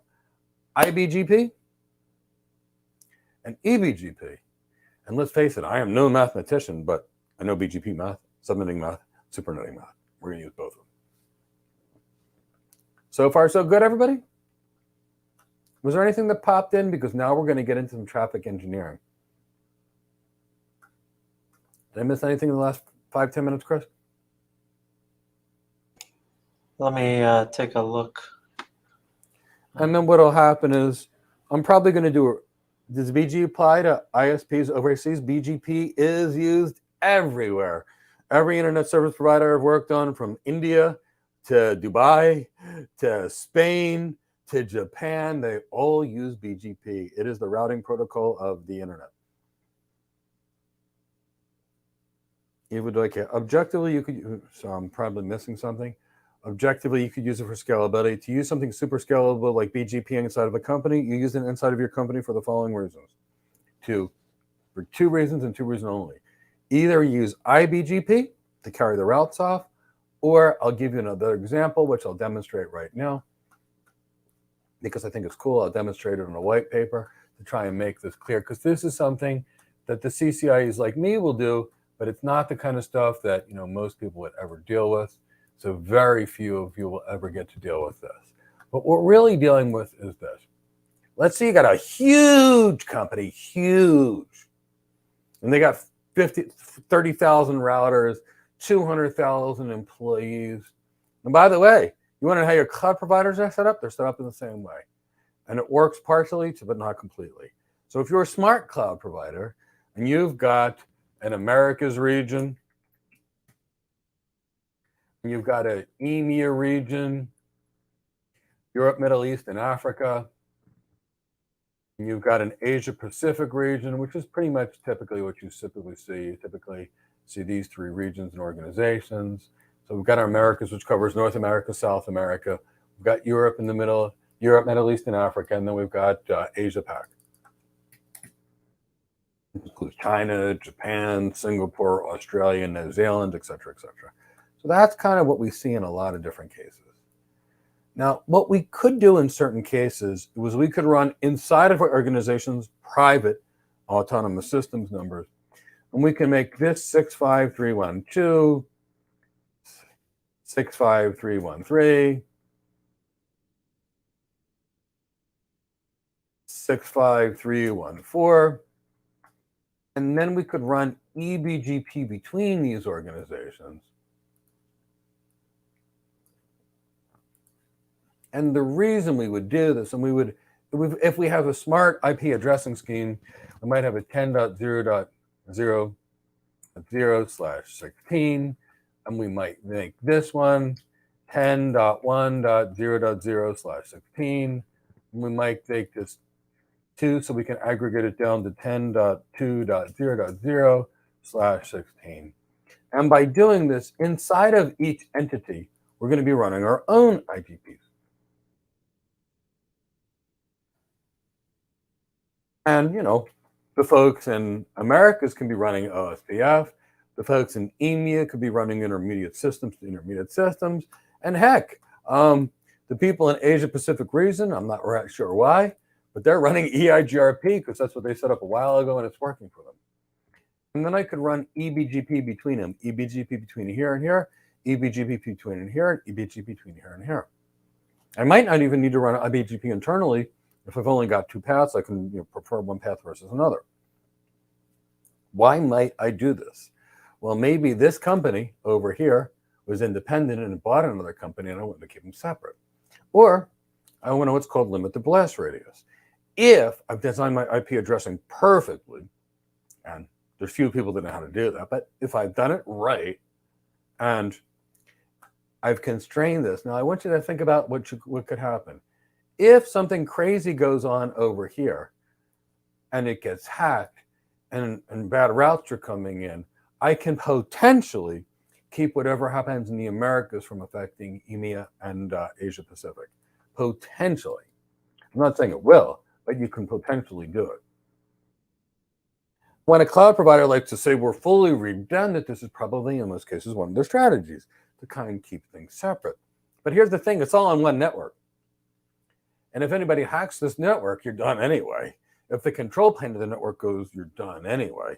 And if something really happens crazy in the routing, you're done anyway, which is why a single cloud is always going to be a single point of failure. You'd have to be insane to use a single cloud. You'd have to be insane to just drive your wide area network across across a single internet service provider. You'd be insane to put your retirement in a single stock. And you'd be insane to put all your eggs in a single basket and give it to somebody that was drunk and ask them to carry the basket. So there's that. Chris, is there any other questions coming in?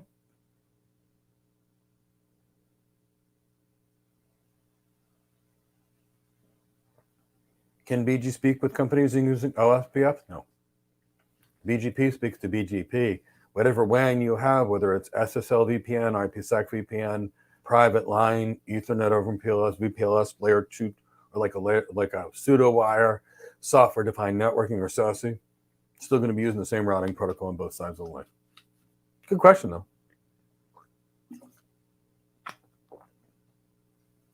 What is the solution to stop sharing one ISP routing table with another? Well, got a couple options. When I take in the routes, when the routes come in, I can have them set with a BGP community called no export, which I can tell my routers, anything with a BGP community no export, don't export. Or I could do this. I can connect to Verizon and I can tag the routes with the BGP community yellow. And when I connect to other external internet service providers, I can say, don't export to yellow, don't export yellow routes. Or what I could do, for example, is there's something called the distribute list that I could use. and I could basically filter which routes I send to my people by creating an access list and matching that to certain routes that I want to share. I could create something called a route-map, which basically determine which routes that I want to tell the routing table. So I can have my engineers configure that into BGP, but those are the ways we would do it. Great question, Musaba. So you did the math. If an ISP has 800,000 routes, and needs to peer with another based on the formula you get to, oh no. So Al, routes we take are routes we take. I'm talking about IBGP peering sessions. So if an ISP has 40,000 IBGP peering sessions, 40,000 routers, they will need to do 40 times 9,999 divided by 2, but not the routes you get, it's the number of BGP peering sessions.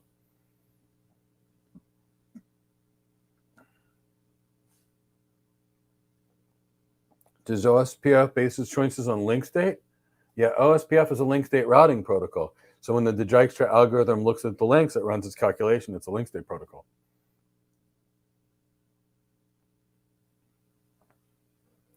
So there's all this engineering happening at your data center before you hit the cloud. Well, data center's going to be doing some of this. The cloud's going to be doing some of it is. If you manage your company's cloud, say AWS, would you be configuring this in the console? You're going to be configuring a lot of this on the routers. So all the cloud is a network in a data center. So I could build my own network and data center. I've got a cloud running in my house, multiple server cloud. Got a bunch of servers in there, sit in my data center. If I wanted to, I could share it and resell it to other people. That's all it is. So it's a network in a data center. So what connects your network to the data center? Your router. So you're going to configure it on your end, and you're going to need to configure some of this in the management console UI of your cloud provider, but it's going to be in both places.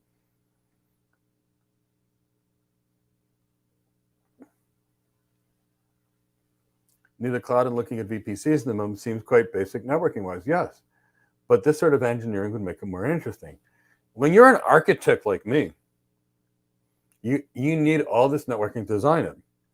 When you're a cloud networking engineer, it's the same job as you did before. Nothing's different. Zero is different. But instead of just configuring the routers, you can configure it on the cloud. It's the same job as a cloud networking engineer. Here's the main difference, tech minus, between a network engineer and a cloud engineer. A true network engineer, a true one, touches routers and switches and nothing else. Some network engineers work with routers and switches and load balancers and DNS. Cloud engineers work with routers, switches, DNS, servers, server virtualization, containers, container orchestration, databases, firewalls, VPN concentrators, and IDS/IPS systems. But cloud engineers are the configurers of these systems too. So a cloud engineer will need to know Python, like many network engineers do these days, to automate. A cloud engineer may need to write a bash script, because they're going to automate some things. A cloud engineer will also need to know infrastructure as code because they can deploy it that way. So there's similarities. Most of us network architects just became cloud architects. How easy is it? Well, I had Joe Millen. He was a CCIE, worked as a networking architect. He came to me. I trained him. I told him in about 2 months I would have him working as a cloud architect with his CCIE and his network architect background. I just needed to translate him to the cloud. 3 weeks later, he had a senior solution architect job over at AWS. He also worked about 24 hours a day, and he was a rock star. But yeah, the cloud is nothing more than a network in a data center. And the problem is why people don't get it is they do the certifications, which teach the name of a service and how to configure it, without all the underlying technology. And nobody's hireable that way. That's why certifications in cloud are almost meaningless. Knowledge is what gets you hired. What is VPN Cloud Hub, please? Well, I am. VPN Cloud Hub is used to enable you to, I'll whiteboard it out one more time. And then what you really need to come to is next week's completely free boot camp. Because I'm going to be discussing that in general. But we'll do it one more time. This one I think would be a good review for everyone anyway, and I really want to be able to help you. And before we get back to the content. So let's say you've got over here, you've got a company that makes, you got an auto company. And I'm going to show you when you would use Cloud Hub and when you wouldn't. Let's imagine this is a tire company. cars need tires, right? I also think cars have a battery, because I know that my batteries died from leaving the lights on. Like I said, I know networking, I know medicine, I know how to get people hired. My three expertise, and I know nothing else. So trust me, I've left my lights on before. Now, cars also have engines, right? Well, I think the car manufacturers make the engines. So I don't know about that. So cars are made out of steel, right? Or aluminum.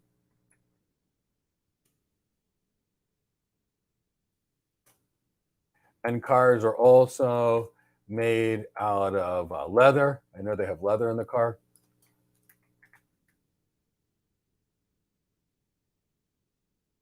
So here I am on the car company. And I know they need oil because I got an oil change, but I don't know how any of that stuff works. Like I said, I know how to get people hired. I know networking, cloud computing, and now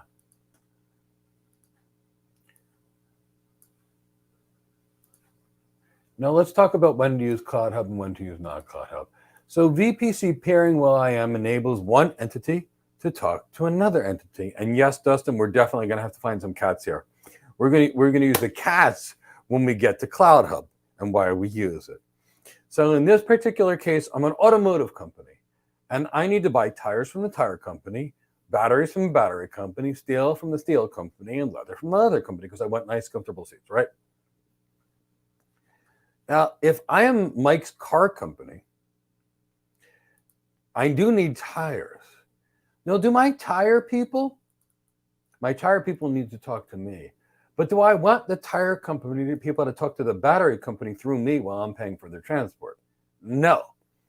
And if the tire company has enough information to get through my network and talk to the battery company, they can hack me. That's it. So I don't want to use Cloud Hub. Now let's change it. Let me get some of our furry friends over here, because now we're going to do something that's a little different. Oops, I'm sorry, on the wrong. Got way too many monitors over here. So now in this case, Abigail's on this case, and Abigail's got a really cute cat named Noni. And Abigail used to be a professional photographer. So Abigail and I decided to say, let's make a cat calendar. So over here, we've got Abigail. Got a beautiful cat. And I like to do professional photography as a hobby. I'm not good at it, but I like doing it. So we've got Abigail and Mike that want to make a cat calendar. And we've got a couple of really special cats. We need to get the cats working together.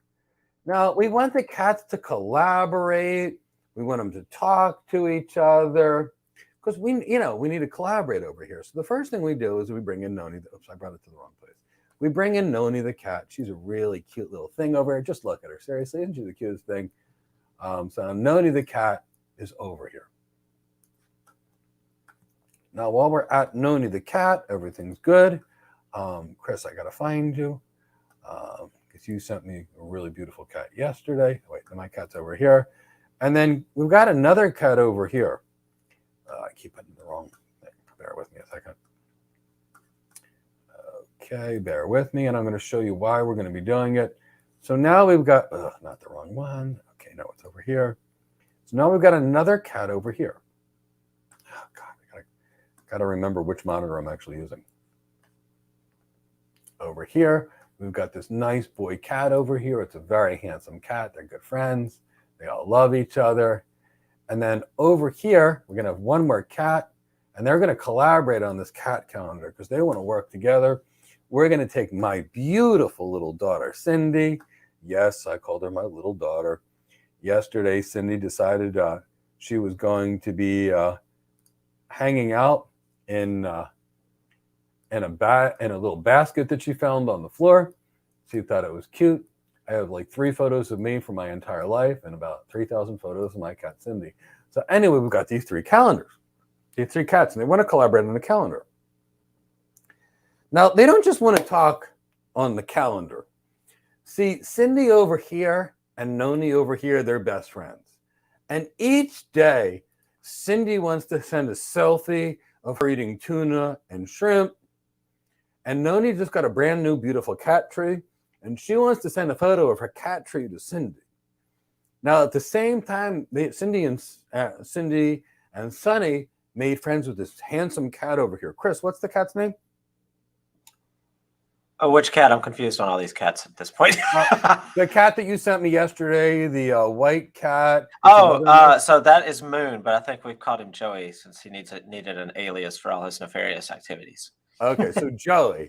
So Joey and Cindy, they're texting each other on their little cat phones. And Cindy is interested in Joey. So Cindy's sending pictures of her catching lizards. Joey's sending pictures of him catching big rats to show that he's a powerful guy. Now, at the same time, Noni's doing all kinds of cute stuff. She's licking her paws and grooming herself, and she wants to send that to Joey, so Joey thinks she's cool. So the cats need to talk to each other. Now, in this particular case, Abigail and I have a VPC on the cloud because we're going to manufacture a cat calendar together. And the cats want to talk to us, to each other. Now, we could make sure each one has a VPC peering session to each other. Or I can put on Cloud Hub. This is the same as Transit Gateway, same as the BGP Route Reflector, etc. And when Sunny says her information to me and her routes, and Cindy, isn't she cute, sends her information to me, and Joey sends his information to me, they can all reach each other through me because I'm sharing the routing information between them. So Will.i.am, that's exactly what we're talking about. Cloud Hub just lets us share routing information between us, and it breaks the rules of non-transitive routing. I hope that makes sense because it was a pretty important kind of concept. So I wanted to make sure we understood that. So I hope everybody understands that. And that's what we're talking about with regards to VPC peering, with regards to Transit Gateway, Cloud Hub, BGP Route Reflectors, etc., etc., etc. So everybody, give me a hashtag that says, let me give you a hashtag that I think would be fun. AWS networking tutorial, a hashtag of AWS networking tutorial.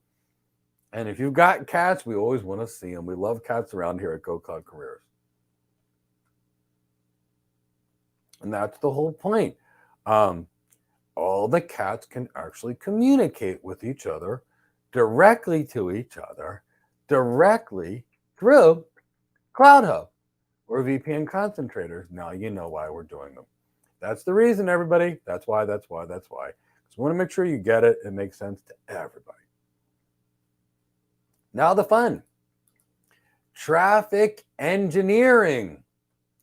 So everybody, I want to make this very clear. I want you to know, I'm going to read the algorithm to you one more time, and then we're going to have the fun. Prefer the path with the highest weight. Number one, prefer the path with the highest weight. By the way, number two, if the weight is not set or equal, choose the route with the highest local preference. Choose the route that is locally originated on the router. Choose the shortest AS path. Choose the best origin code, IGP, EGP versus incomplete. Makes sense so far, everybody, right? Next. Choose the path with the lowest multi-exit discriminator. Choose the eBGP learn route over the iBGP learn route. Choose the route through the closest IGP neighbor by the IGP metric. Choose the oldest route, lowest IP address, etc. We're not even going to waste our time with that, because if it gets down to here and that's what we're doing our traffic engineering, we've done something wrong. So let's have some fun. Let's do some BGP traffic engineering. Let me just bear with me for a second. I want to set myself up to do this. I got too many screens on my computer. And somebody asked where they can send their cat pictures. So you can send your cat pictures to admin@gocloudcareers.net. I love cat pictures as much as my and cats. do I. So, and let's face it, Some of the people on my team here, at least 50% of the Go Cloud Careers employees have a cat. And send us dog pictures too. Dogs are cute. We love dogs too. We love anything with fur or feathers around here. Yeah. So And my cat Cindy has an affinity to snakes and rats and anything else and lizards and frogs that she can bring into the house as a gift for me. I'm going to put up here, send pet pictures to admin@gocloudcareers.net. Now, if you send us dog pictures, we may start using the dog pictures as the bad guys. We might. Or we might use them as good guys, depending upon if they're a cute dog or if they look like a mean dog. All dogs are good. Well, I know what the German Shepherd and the Malamutes are going to be. They're your security guys. They're good security dogs. There was a movie when I was a kid. It was called All Dogs Go to Heaven. I used to watch it with my little sister. Yeah. I remember. What was his name? He was a great character, the German Shepherd. Yeah, he was really nice. I'm gonna have to show you this new cartoon, comic strip that's online. It's a cat and a German Shepherd. It's Brutus and something. I'll have to show that to you at some point. Anyway, I'll let you get back to what everybody's here for. So we all have the algorithm in our head. I told you exactly what it is, right? So now think about this. Now here's how we load share. Now if you take an AWS Advanced Networking, which I call it a joke and not even an intro to junior level networking, they tell you can't load share across connections or you'll get out over packets. But the reality is nobody's going to buy 4 10 gig connections to the internet and not want to load share across them. Ever.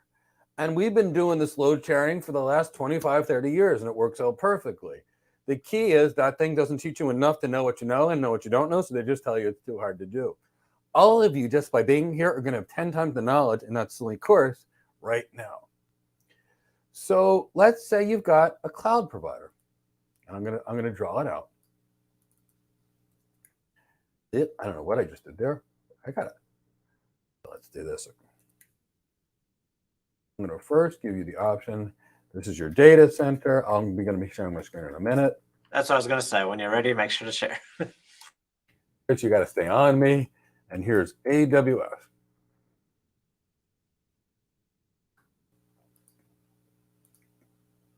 Okay, so here's your traditional cloud environment. Now, no matter what your cloud provider tells you, we're going to walk through this. AWS and all the other cloud providers like to say that they issue you a high availability router. And they are right. Here's why it's a high availability router. It's logical, and this router won't crash unless the cloud crashes. So it's an HA router. But I want you to learn something real quickly. You've got a router on your end. This thing's made by Cisco or Juniper. If it gets a software bug and crashes, or burns up or dies, and the router's gone, guess what? Your link is dead and your connection is good. So it's irrelevant to you if AWS's router is high availability or not, because you're dead in the water anyway. So there's that. Now, we're gonna do it on a single router for right now because I don't want to deal with the IBGP and all the other things that we're going to be dealing with, because I don't want to turn it into a CCIE program. I want to make sure that everybody can truly understand this and master this. So I'm going to show you what kind of router we're going to use. So normal router, cheap router, kind of like $20,000 router, $5,000 router you're going to buy. Here's what's going to happen. You're going to plug this router into a power outlet. Anybody have a circuit breaker go out in their house before? Yeah. Anybody ever have a power distribution unit and a rack go blow a circuit breaker? It happens. So when it comes to data centers, other than AWS's data center, do not have power failures. And the only reason I say they did is because that's what they told us they did. Data centers don't have power failures for the following reasons. We're going to use the same principles when we design this. You will always have 2 power companies coming into a data center. Always. You will then have 2 generators. You will have a backup generator and you will have backup batteries. So to get a power failure data center is something I've never seen in 25 years. except for at AWS last year. If that was exactly what happened, who knows? But they told us it is, so we're going to believe in face value. So when we architect our systems, we can't allow power or simple things to take us down. If we do, the business will lose millions or billions of dollars. And guess what's going to happen? We'll be fired and our replacements will say, thank you for the nice job. So we're going to do this correctly. We're going to use a router here. Now let's think about how we design and architect this router that's going to do this connection. We need 2 power supplies on this router, 2 of them. This is not going to be a cheap $5,000 router. This might be a $30,000 router, but it doesn't matter because if the router goes down, you can't reach anything on the cloud and you're out of business. So we can't deal with that. So we're going to have 2 power supplies. Now, we are not going to plug each power supply into the same circuit breaker. If we do, and we get a circuit breaker that closes, we lose the cloud. And our replacements say thank you because we were too stupid to think about it. So plug into 2 different circuits.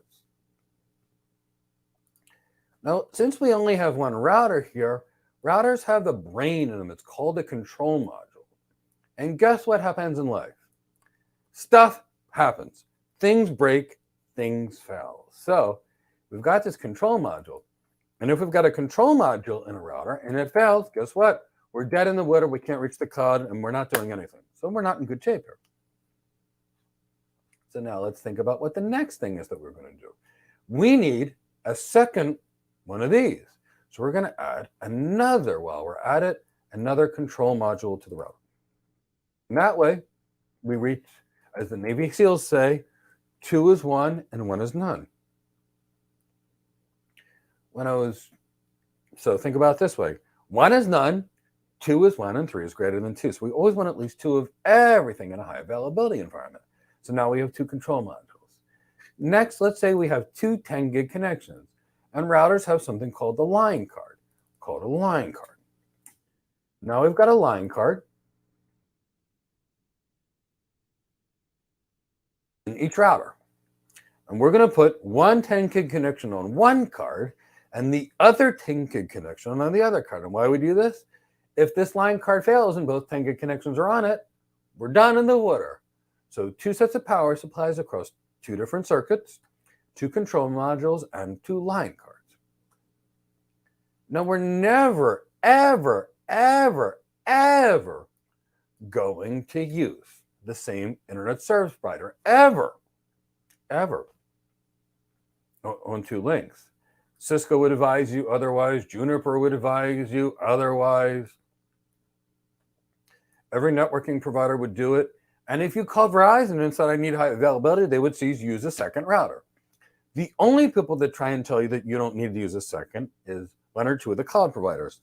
Even Oracle and Microsoft are collaborating on multi-cloud architectures, and Google in some cases is suggesting multi-cloud.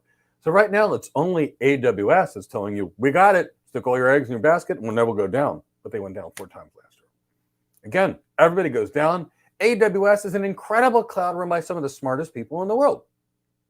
But nobody has a system that doesn't fail. That's why you architect around it. So now in this particular environment, I'm going to make this a little bigger to make it a little easier. So we have space for the next work that we're going to do. So make this a little bigger so I can move my power supplies around because it's going to help us. Line card here, line card here. It's just going to look a little better. Now we're ultimately going to be using 2 connections. If this connection, let's pop this over here, is on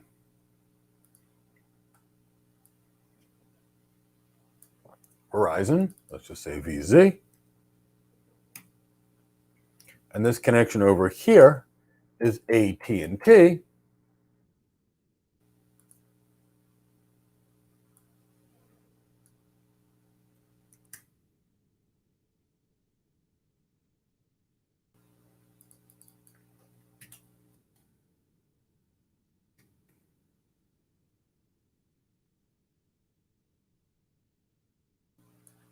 Now, if our data center is 65312, and if AWS, and that's not their AS number, but let's just pretend it is for right now, is 65313. Is this EBGP or IBGP? Put it in the chat box. If our AS path is 65312 for our organization and AWS or whatever cloud provider of your choice is 65313, is that EBGP because our autonomous systems are different, or is it IBGP? Dylan Williams, great job. Mashaba, great job. It's EBGP. Mashaba, it's EBGP. Yeah, it's EBGP. Leonardo, EBGP. Excellent, excellent, excellent. Almighty, Cole Waters, EBGP. Mark Bourne, EBGP. Brian McCull, EBGP. Marla Johnson, EBGP. And Effie, EBGP. Okay, awesome. You guys got it. It's EBGP. Eddie Patrick, wonderful, wonderful, wonderful. So now you got it. We're dealing with EBGP over here. Now I'm going to show you if we do absolutely nothing, we run into this problem. And this is why you got to know what you're doing here. This AT&T link might be 2 milliseconds to reach Verizon, to reach the cloud. And the Verizon link might be 3 milliseconds. Why? Because of the way their networks are architected. It could be the exact opposite. It really doesn't matter. But the point is we can be dealing with this. If we are not careful, what we can have is traffic goes out the AT&T path into AWS. And then what will ultimately happen is it could come back halfway through AT&T and halfway through the Verizon. Why is that a problem? For this reason. One of the links is 2 milliseconds and one of the links is 3 milliseconds, which means data that goes out one link and comes back on another link that's load shared is going to be out of order. Yeah, out of order, out of order, out of order. This is ugly, ugly, ugly. This will cause us problems. And this is why in intro to junior level training, like the AWS Advanced Networking, which I say there's no reason to do unless you're doing it as an intro before you learn networking. And they tell you not to even do this because they don't assume you're smart enough to know how to do this. But I know you're all smart enough to do this. I know you can all do it.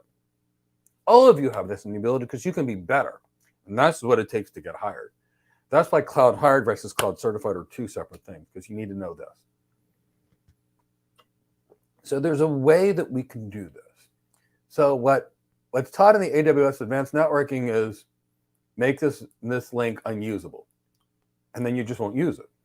Okay, yeah, Mr. Customer, this $50,000 connection you're paying for each month, you can't use it. Yeah, that's going to work. So we have a couple of options. You were all here for yesterday for subnetting, right? Now I'm going to tell you a secret before we do the traffic engineering.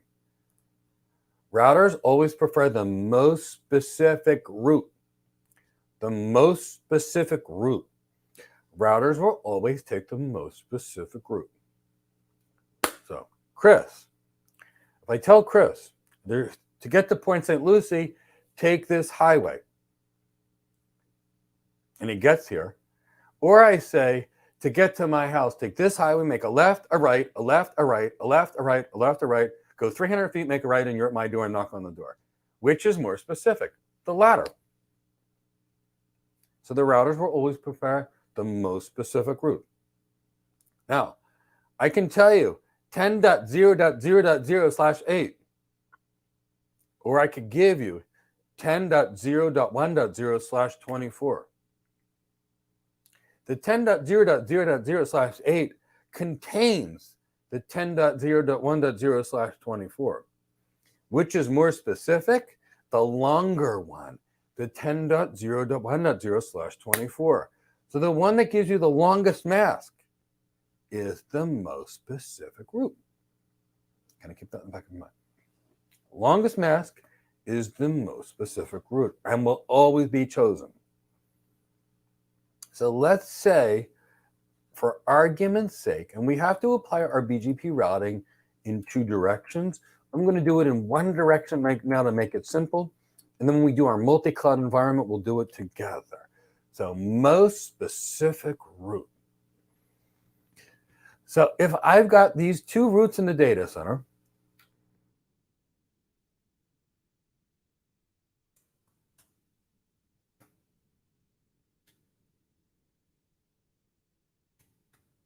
.0.0/16. And I send both routes right now, some of the data is going to go on one link, come back the other, and I've got a nightmare. So let's say for argument's sake, in BGP, I were to advertise 172.16 on the top link and 172.17. I don't know where I did that. Should you be sharing your screen? Yes, thank you, Chris. All right. And I put 172.17. I just keep putting it in the wrong spot. That's what I'm doing wrong. And I put 172.17 on the bottom router. If BGP prefers the most specific route, here's what's going to go on. On the top link will be 172.16.0.0 is going to go over this link and come back this link. All is good. And on the bottom link, 172.17 traffic is going to go. And right now, everything is beautiful. It's working perfectly. It's awesome. So far, everybody with me? You get it? Top link, 172.16. Bottom link, 172.17. All's working perfectly. This is the way it should be. Now, unfortunately, something happens. And I'm going to tell you exactly what happens. What's going to occur is this little critter somehow manages to get in the data center. And while this little critter is in the data center, she's over here. She chews through this cable. Now the top link is gone. It happens all the time in networking. Cable gets cut by a backhoe, router dies, service provider switch dies, etc., etc. Now, right now, we're passing traffic for 172.17.0.0/16. The 172.16.0.0/16 is dead. Is this a good situation? Well, Cindy, you need a new hobby other than chewing through Ethernet cables. She loves to chew Ethernet cables. But other than Cindy's hobby of chewing Ethernet cables, that's what happens. So in this case, we'll bring the link back up. Now, everything's working perfectly. We put a new Ethernet cable in, etc., etc., and Cindy's no longer chewing through it. But you can see embedded in here, we have a problem. Now, you'll recall yesterday that I said subnetting and supernetting were critical for everything we do. Now, if I did 172.16.0.0/15, because 172.16.0.0/15 include the 172.16.0.0/16 subnet, which it does, and the 172.1.7 subnet, which it does. So now let's think about what we do. On both links, we share the 172.16/15. Now, we're not going to use this link under any circumstances because it's not preferred. What do routers do? They take the more specific route. So everything's working perfectly. 172.16 goes over the top link. 172.17 goes over the bottom link. Traffic's good. Then this cute little girl, she uses her paw. She powers off the router, and the link is dead. Now, what do we have? On the top link, we have the same 172.16 that we always did. But on the top link, we also have this 172.16.0.0/15. Does that include 172.16.0.0/16? It does. And 172.0.0/6.15? It does. So what will happen in this particular environment after the cable cut, all traffic will be shifted over to the top link. So now we don't have any out-of packets, and we're load sharing across two links. This is a good situation. Is that clear to everybody? I want to make sure that is before we get further. If it is, type BGP in the chat box, and I know you're going to get it.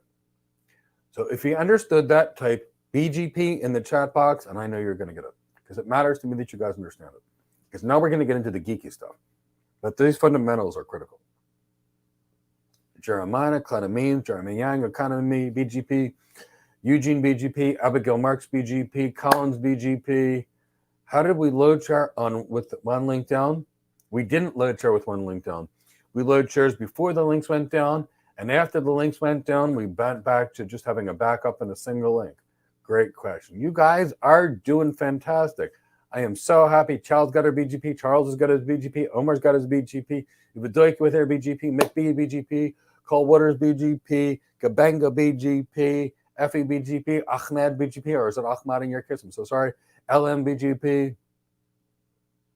What is VZ and AT&T?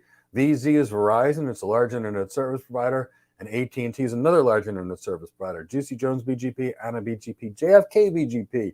You guys get it. I'm so happy. You've got it. BGP, BGP, BGP. I love BGP, and now you know why. Marla, I'm so happy got it, BGP. Marla is an exceptional cloud architect. I know her well. Okay, so now you guys got it. We're going to take this same thing, and we're going to tune it a little bit.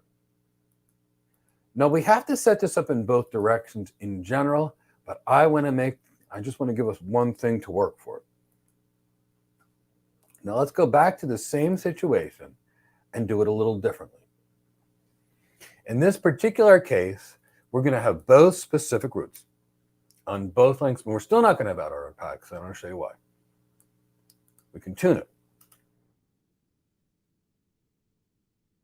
Make sure we get the right masks on both of these.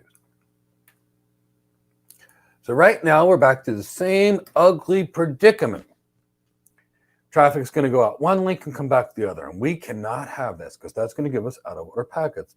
But what could we do instead? The BGP algorithm, again, is choose the route with the highest weight. Choose the route with the highest local preference. Choose the route that was originated on the router. Choose the route with the shortest AS path. Choose the route with the lowest origin code. Choose the route with the lowest mid. Okay, so let's think about this. Let's tune it and make it work. Let's say on this route for the top link, this route, we change the weight. 3, 5, 7, 6, 8. We can change it to anything we want. So let's do this. Let's make it 40,000 for this link and 35,000 for this link. Now on the bottom link, we change the weight for the 172.17 to 40,000. And in this particular one, we change the weight to 35,000. Prefer the path with the largest weight. Which path is going to be chosen for the network 172.16.0.0? Type it in the chat box. Which link is going to be chosen for 172.16.0.0? The top link or the bottom link? The Verizon link or the AT&T link? For 172.1, hold on, bear with me. 16.0.0. Which is going to be chosen? The top link or the bottom link? Trying to read the responses. Good. Good. You guys are doing fantastic. The top link is going to be used. The top link is going to be used because William, good job. The top link is going to be used because it's got a higher weight for the 172.16. Almighty, great job, and love that cat over there. Usually have a space shuttle, but I like the cat. The bottom link will be used for 172.17.0.0. Why? Why? Because it's got a higher weight for that one.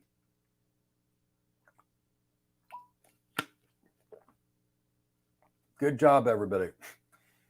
Now we're going to use another metric because we can tune anything we want. Next on the list, prefer the path with the highest local preference. So let's do it differently. 200. I want to make it so. Highest local preference, everybody.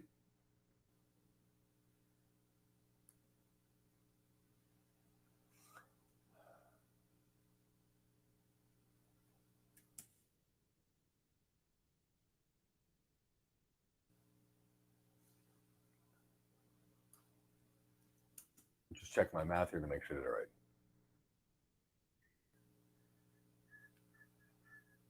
Okay, here we go. Now we've got another situation that's set up. Now, which link? We've changed the local preferences. If the weights are the same, prefer the path with the highest local preference. So in this particular case, which link is going to be used preferably for 172.16.0.0/16? Which link am I going to use?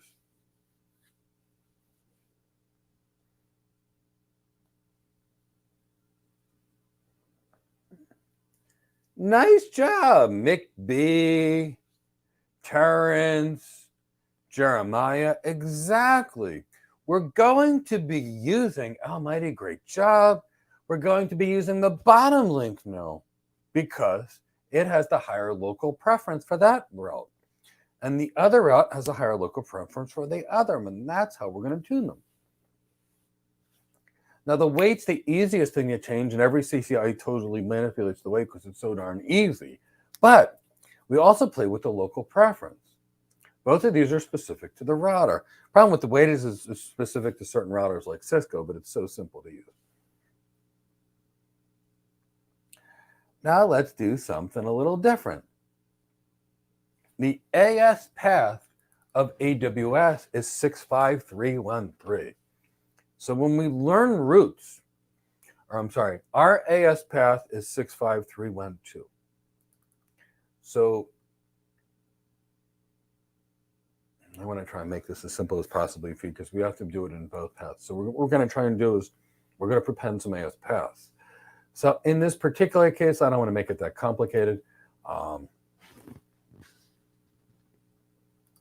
over here, let's do this. We are going to set this as 65312. That's our AS.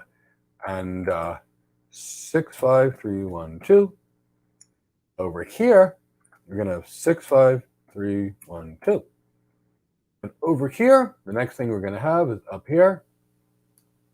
We're going to have 65312.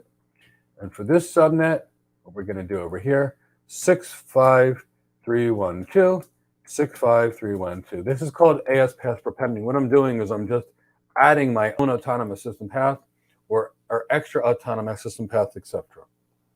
So now, choose the path with the highest weight. Choose the path with the highest local preference.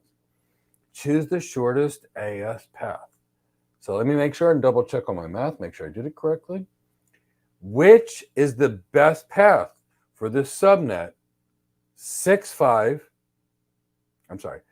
the subnet 172.17.0.0? Do I take the Verizon link, which is the top link, or do I take the bottom link, which is the AT&T link?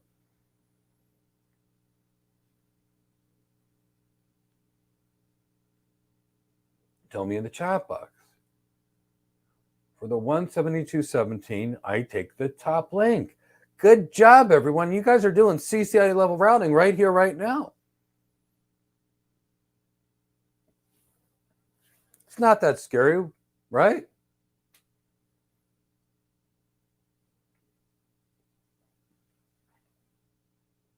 Good job, everybody. Good job, everybody. You guys are doing fantastic. You're doing serious, high-level BGP traffic engineering. I'm loving it, loving it, loving it.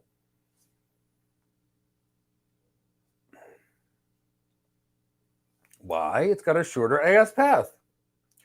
Choose the path with the highest weight. That's the BGP algorithm. The BGP algorithm next. Choose the route with the largest local preference. Choose the shortest AS path. Shorter AS path. Now you know why. Okay. Origin code. Origin code.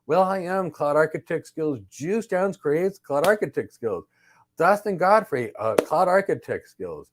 LM, Cloud Architect Skills. Almighty, Cloud Architect Skills. Robert Welch, Cloud Architect Skills. Non-passive interface. I love that. Cloud Architect interface skills. Charles Finney, Cloud Architect Skills. Eva Doikia, I'm so happy to see you. Cloud Architect Skills. Leonardo, Cloud Architect Skills. And IT Pro, Cloud Architect Skills. You guys are getting eChris Nike, Cloud Architect Skills. Metric Geek, Cloud Architect Skills. I haven't used non-passive interface in a while, but I designed lots of them. So Cloud Engineer Skills, I love it. Cloud Engineer Skills, Dustin, I love that too. Alex, Cloud Architect Skills. George Perez, Cloud Engineer Skills. Excellent. Economy, Cloud Architect Skills. And Anna, Cloud Architect Skills. Ahmad, Cloud Architect Skills. Fantastic. And even more Cloud Engineer Skills. Terrific. Collins, Cloud Architect Skills. And Terrence, Cloud Architect Skills. Gabenga, Cloud Architect Skills. Okay, Chris, I'm going to do another one. I love this. I love this. I love this. Please keep those things coming. So motivating for me. So the next thing we're going to do is we're going to give you one more of these.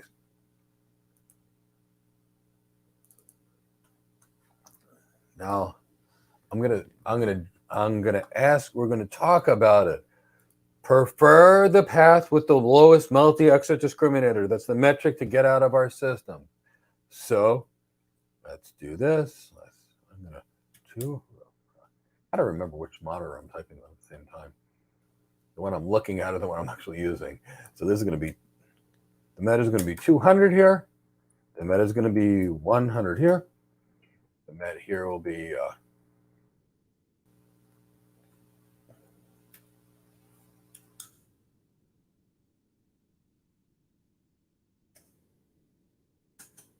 okay, here we go. We got our beautiful high availability, high performance, redundant connectivity across two internet service providers. Now, AWS can die, but our networking is going to stay up because AWS is one company and we are using two companies. So hopefully we're using two clouds, but that's neither here nor there. But in this particular case, prefer the path with the lowest multi-exit discriminator. The lowest multi-exit discriminator. So in order to reach the subnet 172.17.0.0/16, do I take the top link on Verizon or the bottom link on AT&T? To get to 172.17, and this is the MED. Okay, Dustin, I like it. You're already there. We're going to use the top link exactly to reach 172.17.0.0/16. Exactly. Great job, everyone. Exactly. Okay, so now you guys get it. This is exciting. I'm thrilled. You guys have played with the weight.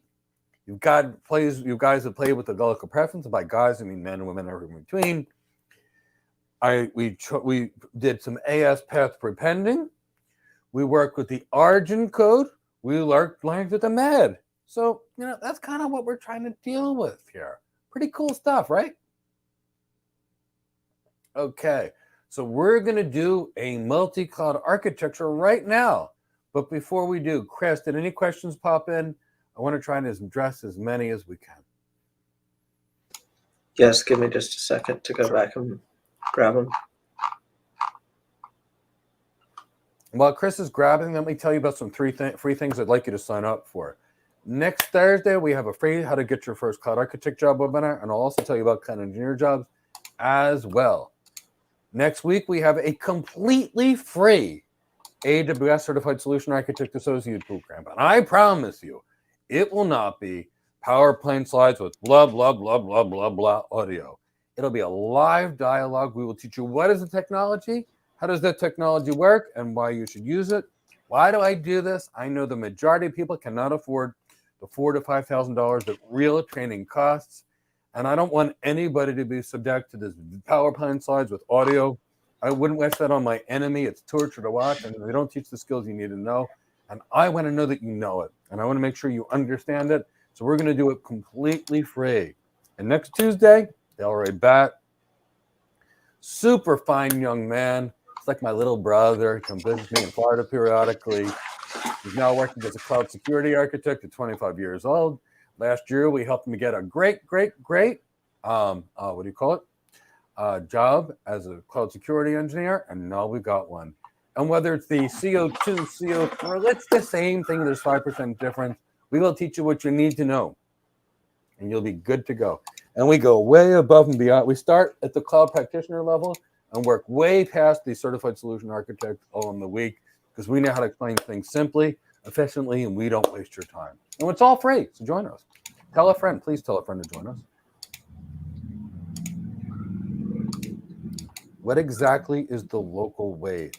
So weight is just an attribute that you can tune, and a weight is local to the router. And here's the reason it's local, and we talk about local. So for example, if for example, if I prepended the ASs, I could send that to somebody else, and they would see it.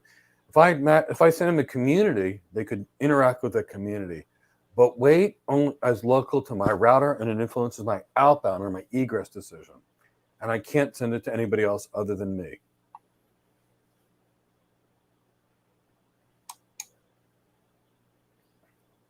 Almighty. So when applying the autonomous system number, you make one path more favorable and one path less favorable. Exactly. And that way you don't have out of order packets. Exactly, Al.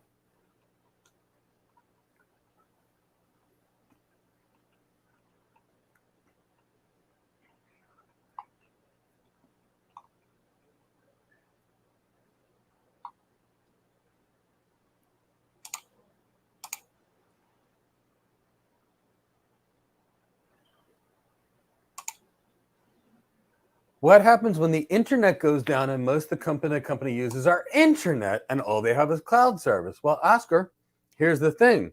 These connections that we're talking about on Verizon and AT&T are not internet connections. They're private lines. So internet can go down and all your stuff in your data center is still up. Your cloud is your data center. It's nothing new despite all the funny branding and marketing. It's just a network and a data center. So if you're there and you have a private line, Ethernet over MPLS, for example, a VPLS connection, direct connection, which is a private line, direct internet on Google, which is a private line, ExpressRoute on Azure, which is a private line, you're still up because you have a private connection. And that's why you always use more than 2 service providers. And what will happen is often they will have an internet outage, but their intranet is going to be fine because it's a different set of networks. So you don't have any problem as long as you don't use VPN connections to the cloud. And if you're going to use VPN connections to the cloud, you better use multiple internet service providers because you better plan on an internet outage. But I don't use VPNs as anything other than backup, and here's the reason. The internet does not have to get your traffic there. There's no performance guarantees on the internet, et cetera, et cetera. So private lines, and this is completely irrelevant, Oscar, because you're buying a wire to them. They're not tunneling through the internet. Great question.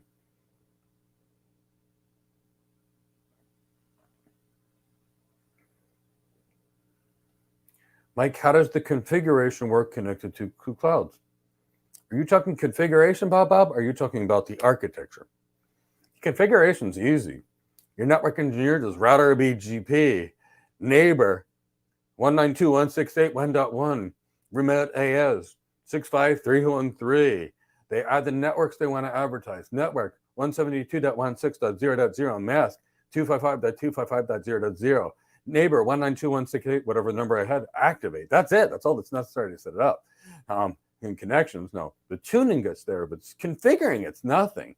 Bob, on the CCI exam, back when it was a 2-day exam, when it was hard, before they made it really easy in a single-day exam, they used to give you the instruction manual, because if you didn't know what to design and how to design it, which is the hard part, configuring it is easy. So we're going to do that next, Bob. We're going to create a multi-cloud architecture. That's an engineering coming. Will the plan coming from the architects contain the weight, origin code, met, etc.? Yeah, we'll typically tell you what to do. It's up to the engineers to do it. That's the big difference. Liam, what would the state of the router be if using BGP to send a notification message? You got a problem. The notification messages are sent when something goes wrong. Actually, while we're at it, let's address it. I'll do it in a minute.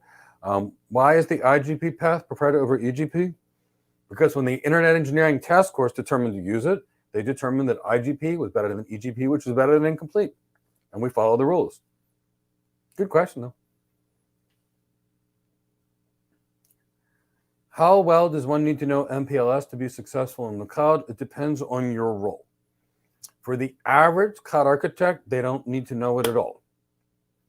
Now, if you want to be a cloud infrastructure architect, or you want to build the clouds, like me and many others, we've advised cloud providers on how to build their cloud, and you are going to build a high-performance, high-availability system, which needs a network, well, OSPF failure times can be upwards of 30 milliseconds, can be upwards of 30 seconds, typically 3 to 10 seconds. And that's not good enough if your customers are using your systems with links that flap up and down. So if I was going to be designing my cloud and I was working for the cloud provider and designing their network, I'd have a flat intermediate systems to intermediate systems network all in a single area, per area, when possible, or a single level 1 area in intermediate systems. I would then need to know the RSVP signaling necessary to set up these tunnels and make sure that there's bandwidth. I would then need to be running labeled distribution protocol, for example. I would then need to know how to set up a primary path and a backup path and a backup path and another path around my tunnels. And you know what? I might also be having to create some pseudo wires or some layer 2 tunneling protocols if I was like the people that are designing the cloud for the cloud provider. For the cloud architect or the cloud network engineer, it's simple. Most of that stuff is hidden from you. And non-passive interface, or no passive interface, that's why people like the cloud. Because all the hard work is left for we network architects. And the cloud architects, basically, all the stuff is done. And that's why they get to focus more on the business transformation and less of it on the how to do the MPLS. Good question. How easy is it for a bad actor to come in with his BGP? It depends. So if you're following mutually agreed upon norms and you're filtering out all the irrelevant routes and you're setting up your MD5 message authentication, it's not that easy. And we use BGP circuits there. But if you don't know what your BGP knowledge is and your only networking training is the AWS Advanced Networking and you don't know any of this stuff, you're going to get hacked all the time with BGP hijacking. It happens much more important than you would think.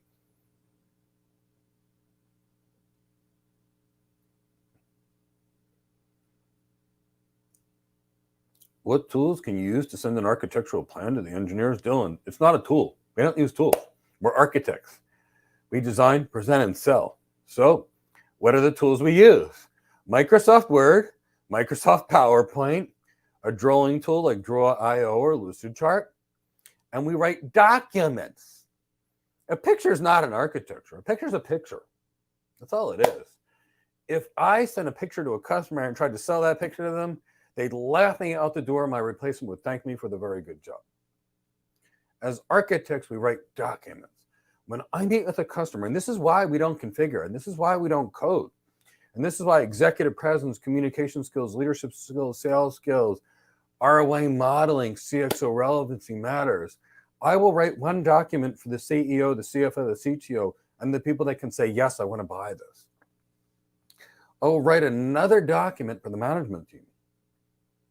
And I will write a deep document that explains the traffic flow, etc., for the engineers. This document could be 200 to 500 pages. Now, I'm not going to write it alone. With every architecture that I do, I build a team. Network engineers, security engineers, cloud engineers, architects, IAM architects, etc. And we all write our part of the plan that's we're great at. I do the networking, huh? Somebody else does the security. Somebody else does IAM. Somebody else does big data. And chances are they've got some of this cookie cutter stock contents, which they tune for these things. We put it together. It is explicit. So our tools are as follows. Microsoft Word, PowerPoint, Excel, and a drawing program. We don't code, we don't configure, we don't SSH, we don't do any of that as architects. We design, present, and sell. And now, if you're realizing how much BGP knowledge needs to be in my head to design the plan, or your heads to be an architect, now you know why we don't have time to learn everybody else's job, like Python or DevOps or SysOps or maintenance stuff. Okay, so let's ask Dylan Williams' tool why that's totally not what we do. You were hoping someone made a specialty tool with built-in configuration details. They have them. We can't use them at all. Here's the reason why. We don't configure at all. That's not our job. It's somebody else's. What drives our architecture is as follows. What did the CEO tell you about the business? Their business goals, their business pain points, and their business challenges. What is the workflow of the employees of that company? What is that company trying to achieve? Increase sales, decrease expenses, greater employee productivity, manufacturing with less errors, etc., etc. That drives our architecture.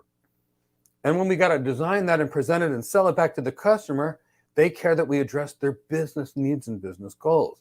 How this is configured, I don't care. I don't care if they hire 1,000 little cats to type it out, or if they hire 3 DevOps engineers that can do infrastructure as code, or if they hire puppies. I don't care. That's somebody else's job. Here's the thing. If I need to go to Dubai to give a presentation, do I care all the inner workings of the airplane? I just care that it gets me there. I don't worry about what other people do in their job because it's not my job.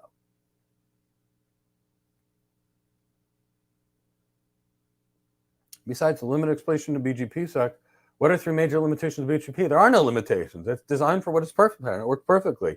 Here's the weaknesses of BGP, and it's an exterior gateway protocol. Here's its strength. It's an exterior gateway protocol. It's designed to be scalable. Anything that's scalable is slower than not. Change the TTL on your content delivery network to make it scalable to 48 hours. Guess what? Content's going to be old. Same thing of everything else. There's no limitations to BGP other than the security is old. But the limitations is how you performance tune it and how you design it. It does exactly what it's designed to do, but it's a good question. What do I recommend for learning MPLS? If you go to the Internet Engineering Task Force, there are RFCs. They are the specifications for it. Every good network architect reads the specifications cover to cover, again, and again. It is that critical thing that tells us what we need to know. Digital Fire, how do you communicate what your job is? And the business isn't always with the engineer. If you're a real architect, people will see you as an architect. If you try to do hands-on engineering, 2 things are going to happen. One is you're going to miss the big picture, and you're going to cause outages and problems. And you can't do it. You can't fly an airplane and give drinks out to and keep people in the seats at the back time. And anybody that expects you to do it really sees you as an engineer and not an architect. And they will pay you an engineering salary, not an architect salary. I'll tell you what I did. I had one job. It was a sales engineer. I wanted an architect role. What did I do? People asked me to do stuff, and I said, I don't know how that works, but I know this really smart person that does. I stopped wearing golf shirts like this. I started putting on suits. A year later, some soft skills training later, I had a 6-figure raise, and I was an architect. You know? Of course, we just addressed that. That's up to you, your executive presence, your communication skills, your CXO relevancy, your emotional intelligence. Well, on Digital Fire, I'll give you an example, and then we'll get back to the content. A little over 20 years ago, I was forced to take a CISSP boot camp.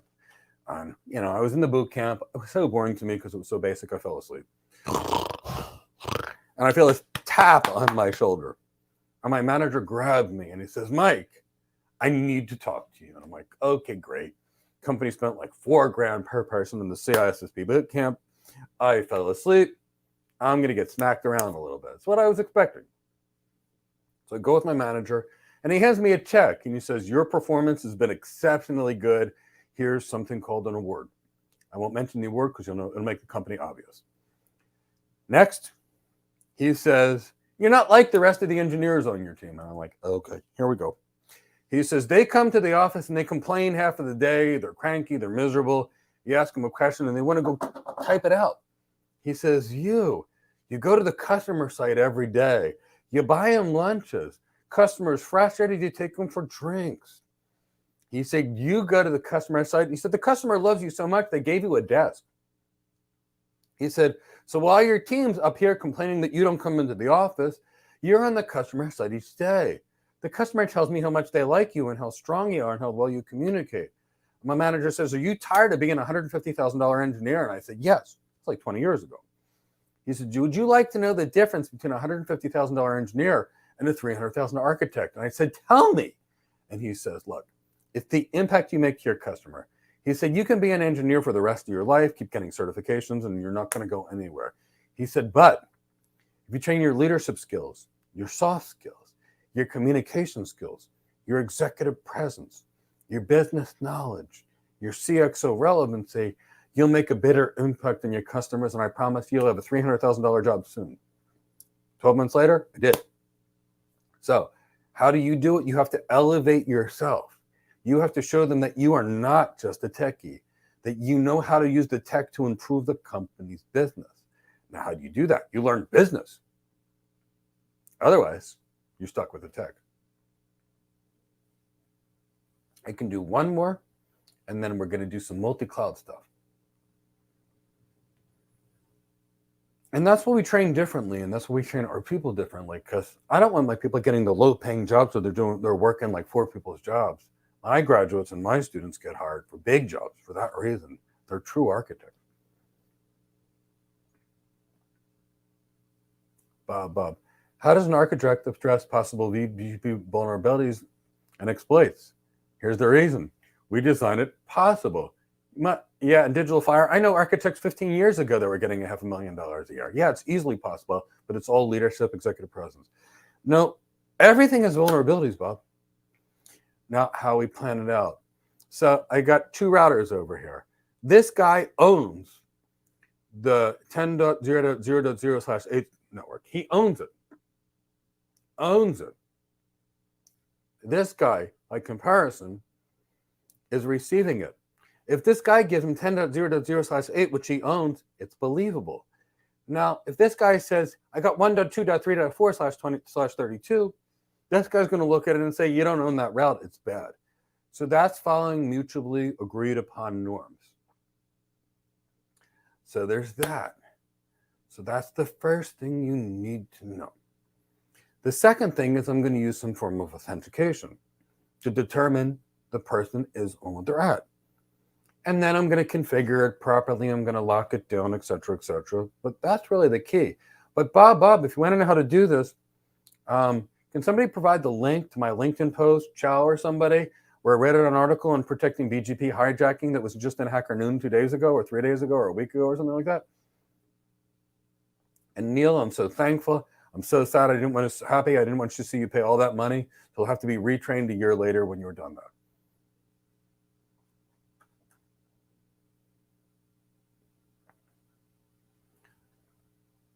Okay, so now let's talk about how we would design a multi-cloud architecture for performance and availability. Now, before we do this, I want to make this very clear, and please register for the free bootcamp this month, seriously. Ours will be different than everybody else's. And there's the link to the article that's going to explain that for everybody. And if you watch, and anybody that's lost on a message type, rewatch this video, and I promise you it's going to be clear. So all clouds are nothing more than a network and a data center. Strip away the fancy names, and it's just a network and a data center. Yeah. So why are the network architects the easiest people to become cloud architects? Because they've been doing this stuff forever. Why are network engineers at an advantage? Because they've been doing this stuff forever. Why are software people have to be completely retrained? Because we're dealing with network and data center stuff, and software engineering has nothing to do with network and data center stuff. But that's okay. It doesn't matter where you're at. Everything we've learned from our past life gets us to our new careers. So if the cloud is a network and a data center and nothing else, what kind of problems can exist in a network and a data center? Well, you can have a routing problem. And the routing problem will take the entire cloud down. Just like it took down Rogers, just like it took down Google, Just like AWS's impaired network took the whole global network down for hours. So an entire cloud can fail due to a networking problem like nothing. Now, my students build clouds so they understand what clouds are. Because to be a cloud architect, you got to build into cloud. You got to know what it is. You can't just take a certification and learn the name of a service and how to configure it and then think you can design something. You have to know how it works. Okay, so you take any data center. You've got physical load balancers, you've got servers, you've got firewalls, you've got IDS, IPS systems, VPN concentrators for remote access, load balancers, etc., etc., etc. You've got storage area networks, block storage networks, file storage systems, object storage systems. It's any other data center. And this is why the networking and data center people move to the cloud so easy, and why the software engineers need to be completely retrained from scratch. Because if you don't know the networking and data center, you don't know the cloud. But that's okay. No matter what we learn, we're in a good situation. So keep it that way. So now you've got all this hardware. What makes that data center become a cloud? Well, if I go to any company that has a data center and I say, hey, I'm Mike, I'd like to turn your data center into a cloud, they'll say, okay. And I can put some software on it. Nutanix software, OpenStack software, and I install a thin layer of software. And the software includes a control plane. And guess what? There's a data plane. And what's that? It's your physical underlying infrastructure. So the control plane is kind of the orchestration plane. In networking, our routing protocols are a control plane, which determines how our traffic gets here. In Kubernetes, we've got this Kubernetes cluster, which controls where all the pods are. In cloud, we've got a cloud control plane, which controls the server. If that control plane gets hacked or breaks down or has a software bug, the entire cloud can go down. Entire cloud can go down. There's that. So network failure kills the cloud. All of it, no matter how many data centers, regions, availability zones you use, whole cloud's gone. Control plane failure, whole cloud's gone, no matter what the cloud provider wants to do. Now let's talk about a hacking event. If the cloud gets hit with a massive DDoS attack or gets hacked, they can bring the entire cloud down. When we start hearing things that don't make sense, like a data center power failure, we wonder, did the cloud get hacked? Did the cloud have a control plane failure, a network failure? Or maybe they had a power failure. But when you start hearing weird, odd things, people get scared. What has occurred recently? You've seen a huge migration towards Azure and multi-cloud, because all of us network architects and all of us original cloud architects from the early days said, you can't use only one cloud. You must have a hybrid cloud or multi-cloud. And the cloud providers say, we can do it, we can do it, we can do it. Well, all the cloud providers had outages last year, and the businesses had enough. At this point, 87% of companies use 2 or more clouds, and 97% of companies plan to be. So the solution architect role is dead. The solution architect is I only know one cloud. The cloud architect is I can deal with lots of them. Different than I only know how to touch Cisco routers versus I'm a network engineer and I can set up your system on whatever you need, which is the reality of real life. So there's that. So now let's think about, now you know why you have to use multi-cloud. Now let's think about your networking connections to the cloud, your wide area network to the cloud. If we stick it all on Verizon, who's a fantastic internet service provider, and they have a network outage, a control plane outage with their routing systems, or gets hacked or a DDoS attack, your WAN goes down. So we can't use only a single single service provider. We must use multiple ones. Now, when it matters, and like Eugene said, Azure had an outage and they were very honest. This happened, we were hacked, and people love them so much for that openness, honesty, and transparency. Microsoft's growing like crazy with their cloud. People trust an answer that they understand.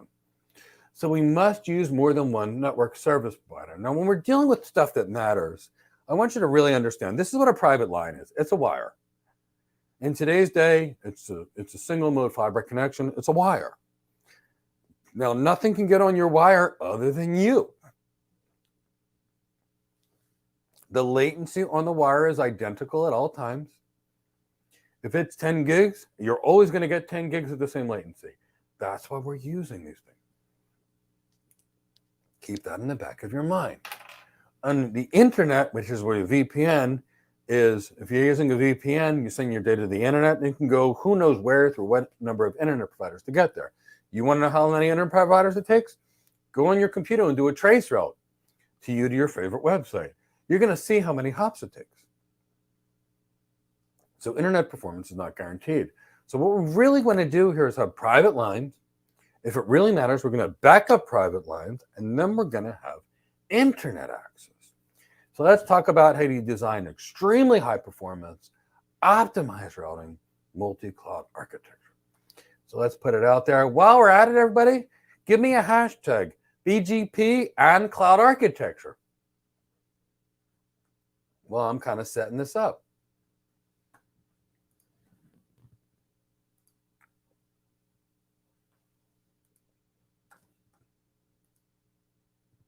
And we'll have fun with this multi-cloud architecture. But you do that while I'm starting to set it up. Russ DJ, BGP and cloud architect, I love it. Fantastic. Cloud Amines, BGP cloud architect. Miley, BGP and cloud architecture, I love it. Big Bob, BGP cloud architecture. Mashaba, BGP and cloud architecture, I love it. E. Chris Knight, BGP and cloud architecture. Dylan, BGP and cloud architecture. Cole Waters, BGP cloud architectures. Eddie Patrick, BGP and cloud architectures. Omar Weaver, BGP and cloud architecture. I'm loving this. Leonardo, BGP and cloud architecture. And Chow, BGP and cloud architecture. LM, I think you told me you were in Zimbabwe, BGP and cloud architectures. Mighty, cloud architecture, and FE, BGP cloud architectures. Chris, you keep coming them on. I'll watch it, and I'm going to set up my cloud.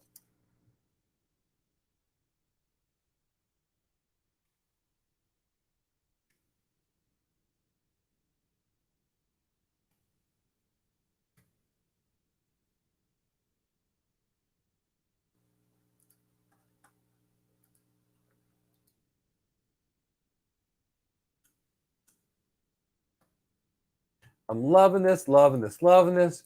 Bear with me. I'm drawing my cloud architecture over 10.0.0.0/16. And then this is going to be 10.0.0.0/16. So in this, and please hit the like button, subscribe, tell a friend, because we want to make sure that we can provide the best training for anybody that wants it, whether they can be in our paid programs where we work really, really hard, or whether to get everybody hired, or whether it's for our tree training. And LM, if you're over there in St. Petersburg, fantastic. My chief operating officer is there too.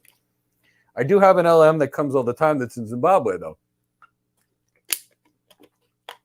And I thought it was pretty cool. Or is it Tanzania? I love that we have so many wonderful people from all over the world. I think it's fantastic. So the first thing with designing a multi-cloud architecture is going to be as follows. You must make sure you have an IP addressing scheme that's going to be scalable. Scalable. So kind of see this. And the way you make your architecture scalable is as follows. You want to make sure it's as follows. So let's think about it this way. If I want to go somewhere in England, and I'm going to make England represent AWS right now. I used to go to England all the time. And I'm in Palm Beach, Florida. If I drive my car to Miami, do I need to know all the streets in England? No. But I do need to know that if I'm going to London, I have to get to London, which means I drive to Miami, I jump on an American Airlines flight, and I fly directly to London Heathrow. And I'm there. And then when I get to London, I can jump into a taxi and ask the taxi driver to take me to Windsor if I choose to. I can do that. But if I don't know how to get to London, I don't need anything. Now, I want you to think about it this way. In my house, Do I need to know all the streets in London? South London, North London, Windsor, which is outside of London, etc., etc. Do I need to know all that and have that in my routing table? I do not.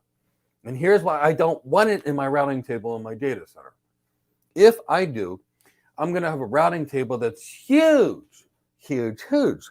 Every one of those routes is going to be in my routing table. They're going to be coming into my routing table, out of my routing table. Links are going to flap, and I'm going to have routes coming in and coming out.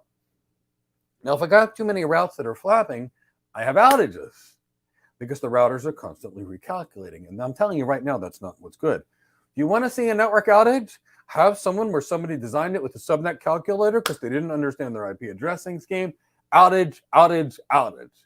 I've spent most of my life and career cleaning up systems where people didn't know how to do the right IP addressing scheme, and they set it up wrong, and the routing was good. So I only needed to go to London Heathrow, and from there, the taxi driver can be there. Now, I went to Brisbane to do some work, some consulting.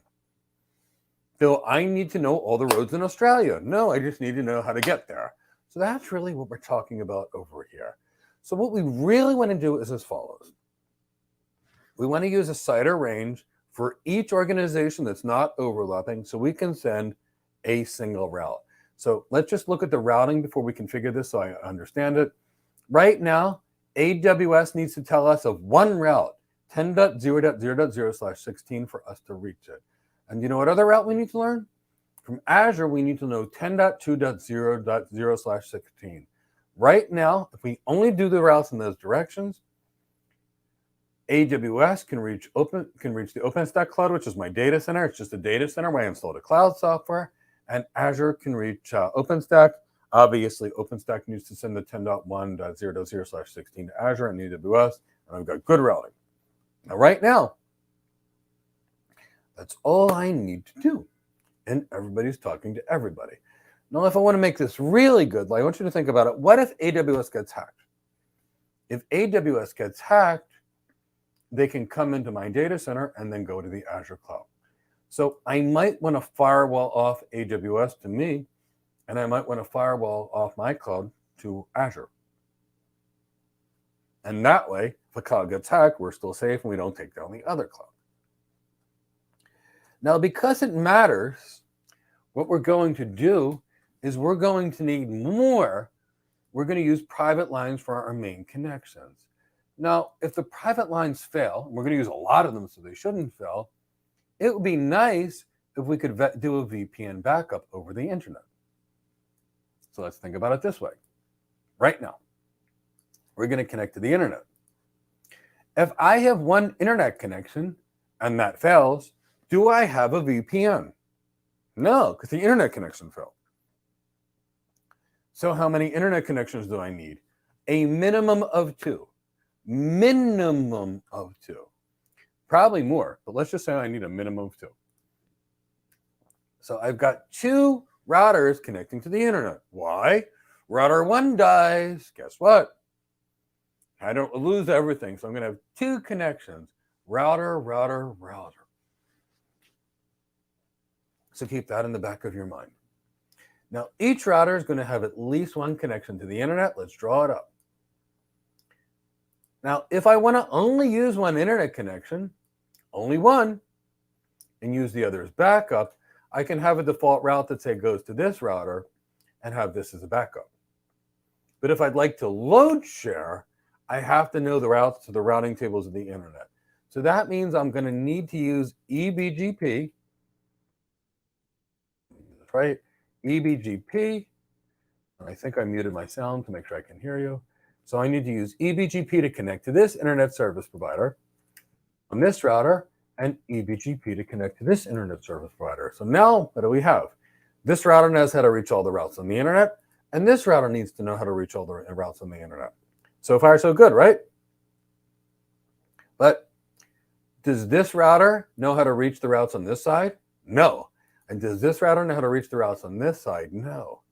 So is there any routing protocol, guys? Type it in the chat box that I can use inside of my autonomous system that will enable this router to share routes with this router. What is that protocol that will enable me to take in 800,000 routes from the internet on each service provider and share that information in a scalable, secure manner. Can't do it over OSPF because it won't take in internet routes, but iBGP will. I can use eBGP for this router to the internet and eBGP for this router to the internet. And what I do is I run iBGP across my own autonomous system to exchange the routes. This is iBGP. So now that I have iBGP and I've got two internet connections, guess what? This link can go down, who cares? This link can go down, who cares? I'm running some kind of virtual router redundancy protocol additionally, or some other things inside of my system. And guess what? Even if a router dies, we're happy. We've got internet connectivity. Now let's connect to our cloud providers. Now again, here we're going to need a high availability router. I think we drew one before, so I'm going to steal it. We'll tune it and clean it up a little bit, but let's bring in our high availability router. Yeah, I'm going to take this router. We're going to get rid of the VZ thing. I didn't need to do that. Get rid of this thing. Get rid of this thing. We don't have a lot of space, so we're going to constrain these. We're going to shrink it down. Control module, line card, power supply.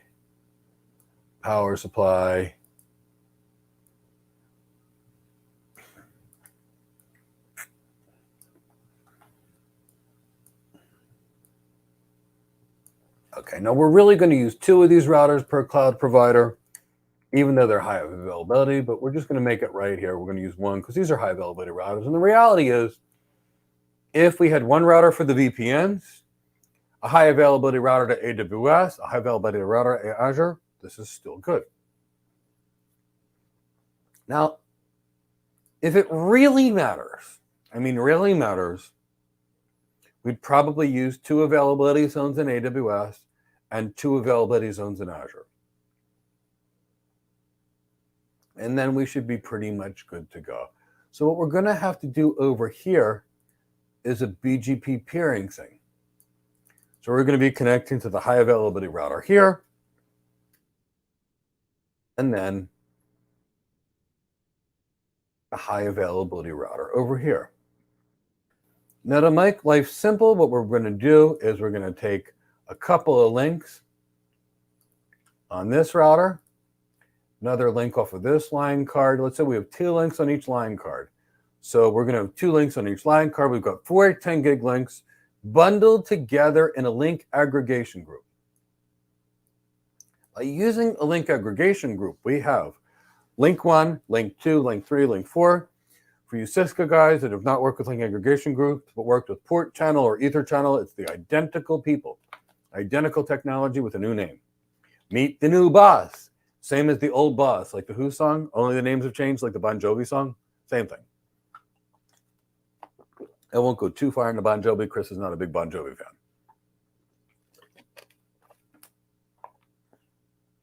Now I stick by that sentiment. We're no matter what the people on YouTube say about me. Exactly. Well, Chris, you're awesome. Can't even imagine life without you. You're so important to what me and our students love you. You get so many people hired all the time with my help. So you don't have to like Bon Jovi. It's totally fine.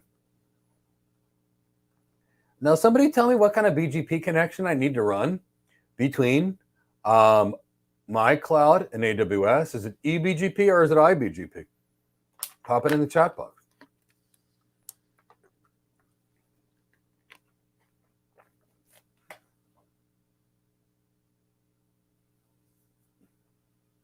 Mick B, eBGP. Leonardo Suzu, eBGP. Benedict, eBGP. Rupender, eBGP.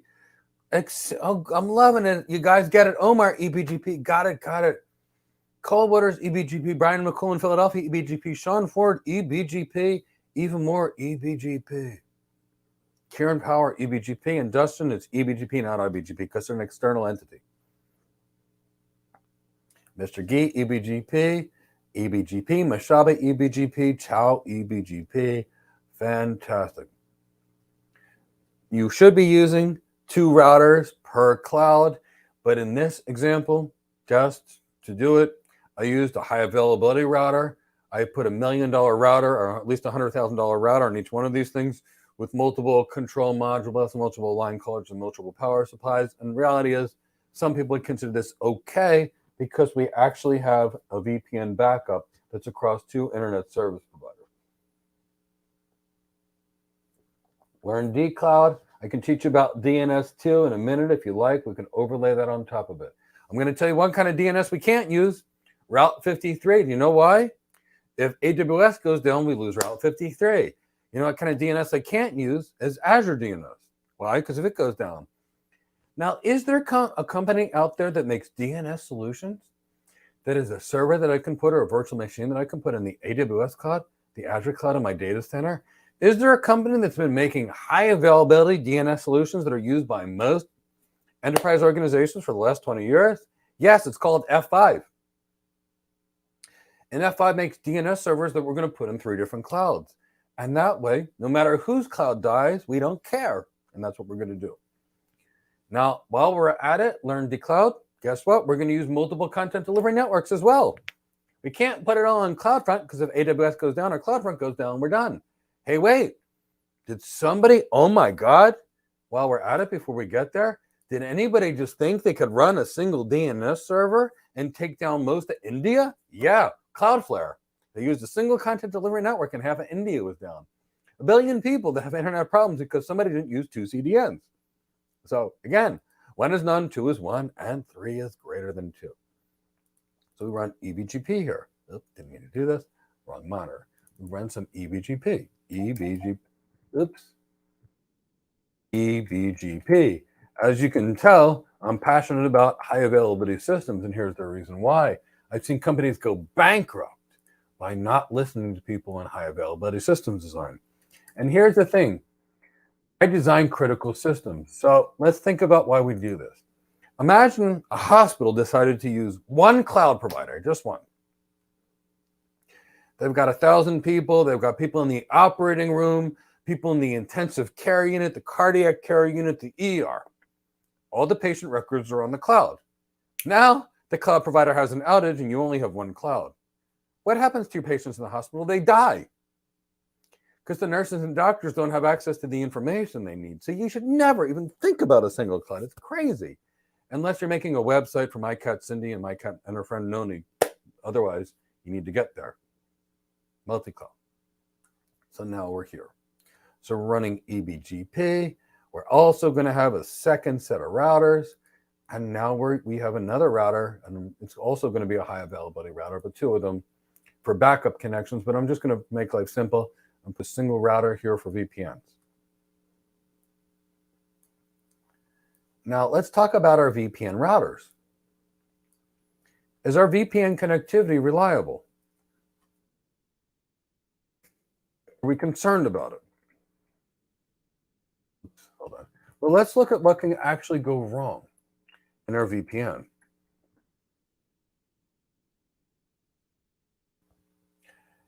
If the internet goes down, our VPN is dead. Our VPN becomes dead. So in this particular case, what has to happen for our VPNs to die? We have to lose this router or this internet service provider and this internet service provider at the same time. So is our VPN pretty reliable?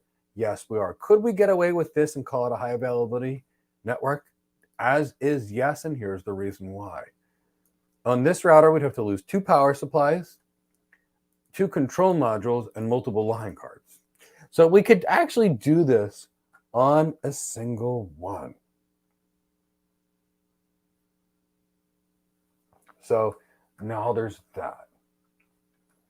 So right now, we can lose AWS and not care. We can lose Azure and not care. And we can use OpenStack. And I'm going to ask you a question. Which costs you more to use? The servers you've already paid for or the AWS network servers? Which is more? Which costs more? Well, you don't really pay for much for anything for the stuff you've already paid for. So by turning the data center into a cloud, you add a huge element of cost reduction. But what else? Why do we like these architectures so much? if you have latency, which is lower latency, your data center or the cloud, well, in your data center, it's directly there. In the cloud, you've got to go over a wide area network. So the data center the cloud adds a lot of latency. So what are the cloud providers doing to fix the latency? Well, they're saying, hey, we can help you with this edge computing thing and stick your stuff in a data center in between us and the cloud. No, that's just a Band-Aid. It's just a Band-Aid. Now let's talk about data center performance. In my data center, I can put 8 NVMe drives. In each one, I can say it has 8 terabytes and gives me 1 million IOPS. So I get about 8 million IOPS and about 30,000 megabit per second in throughput. Now what can I get on the cloud? IO1 max at 16,000 IOPS. IO2 max at 250,000. Can I get 8 million IOPS in the cloud? Yeah, with a RAID 0 array of about 16 of these. Of 16 would get us 4, and we need to get to 8, so 32 IO1 devices, which are each one's going to be thousands of dollars per month. In my data center, I can get that whole RAID array for like $3,000. On the cloud, it might be $200,000 a month just for the equivalent performance. Does it mean the cloud's not right? No. The cloud's right for the right things. Put your stuff in the data center that matters. Put your stuff in the cloud that matters. But you can get much better performance in the data center because it's local and because you're not using block storage, which is slow. In the cloud, you have to use block storage, which is slow.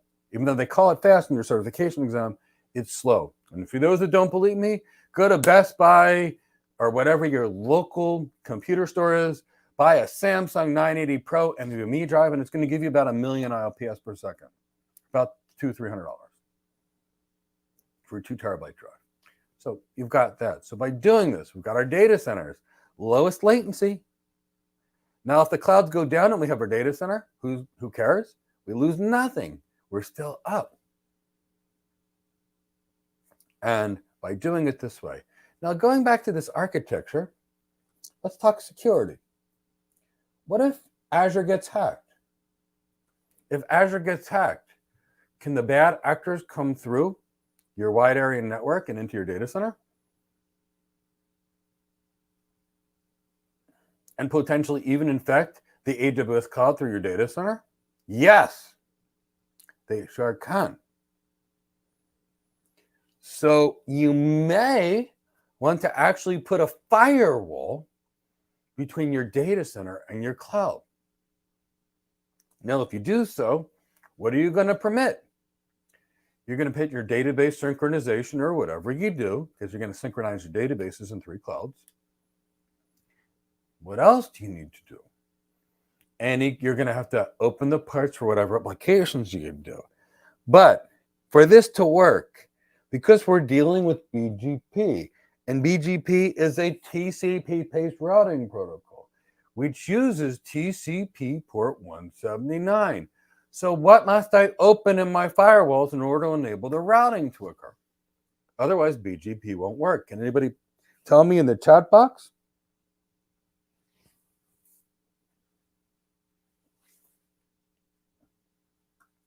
Tell me in the chat box, at minimum, what TCP port I need to enable in order to make this work.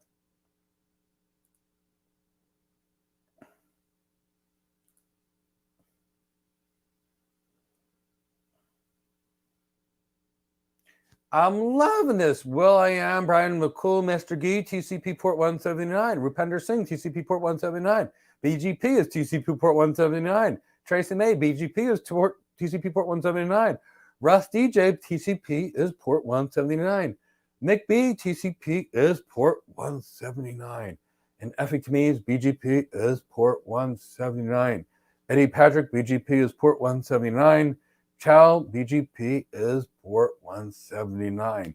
So there you go, you have it. So what I'm going to do is as follows. Will I am asked a question before, and what I didn't want to do is derail what we were doing, but I still told him I would answer it. So let me go back and Will I am, was your question related? And we're going to answer everybody's questions that we didn't get to now, at least for a few minutes. And while we're doing this, Chris, if you can tell me exactly what his question was so we can answer it again. All of you guys, if while we're at it, you can give me a hashtag cloud hired or a hashtag cloud architect, or while you're at it, both, while Chris looks up the question. Will I am, do you need 2 routers per cloud? Yes, you should use 2 routers per cloud. Let's answer these questions first, Chris. Absolutely. Well, I made a high availability router, which could almost be construed as the same. That was his question. So okay, I wanted to make sure. Okay, good. It might have been someone else's question that you're thinking of. Okay. So I'm going to go back and find the questions. And I'll answer the questions you have. I want to make sure you guys all had a good BGP. You guys having fun today? I am. I love BGP. I'm a network engineer, network architect, network engineer first. I like to get geeky with this kind of stuff.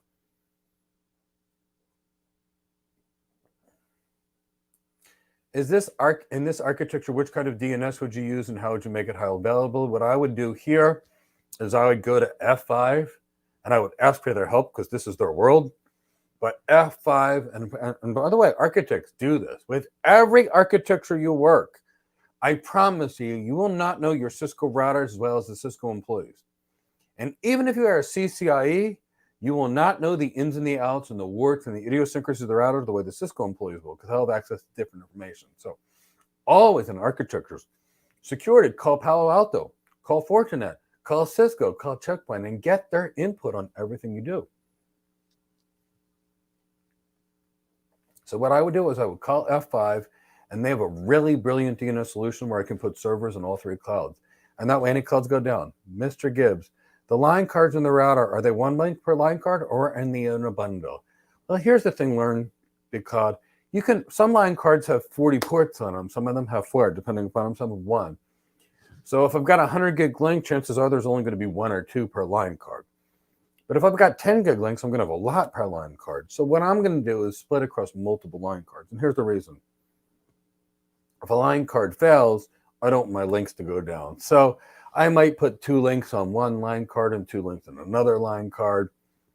If I'm dealing with a bank where a minute of downtime could be $2 million, I might use 4 links across 4 line cards and multiple routers. It's all going to be dependent upon the cost of downtime for the business, which again goes back to the same thing why we need business acumen. We have to calculate the cost of downtime with everything we do. And for people that want to say, hey, Mike, I'm going to go cheap on this. And I like to say, okay, well, your cost of downtime equals this. The expected value or the expected downtime that we feel in this architecture is going to be this. Can you afford that downtime? If not, this thing, which costs you less than the downtime, we strongly recommend. Can you explain the difference between a high availability router and a regular router? Yeah. Regular router uses basic software. It's got a single power supply. You plug it in, the circuit breaker fails, your router's dead. Regular router's got a single CPU in it, or a control module that goes down, your systems are dead. Multiple router only has parts that are on the router. High availability, multiple brains, multiple cards, multiple power supplies. So what you can deal with is a lot of failures, all in the single device. All internet core routers and all core routers in most data centers that matter are all core routers, and they're these high availability systems.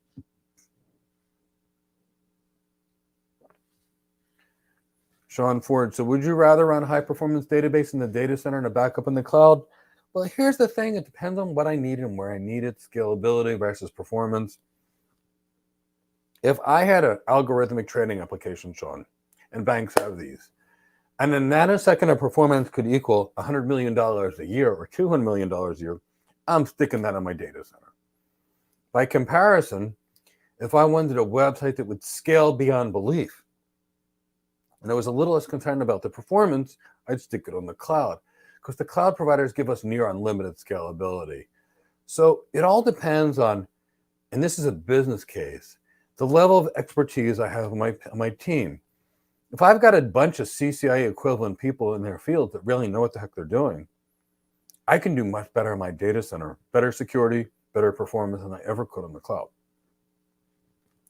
If I have a team that's less sophisticated, managing this infrastructure is a lot of work. And it takes very skilled people. I'd be more likely to just stick it on the cloud. So it's really about the criticality of latency, the level of performance that's needed, the sophistication of my team, and where I want my team to be. On the cloud, my team can be anywhere in the world. It doesn't matter. In my data center, in many cases, they have to be physically present. So it's a combination of what I need based on the business needs. Chris, you can go to the next one. That was a great question there, Sean. You always have good ones.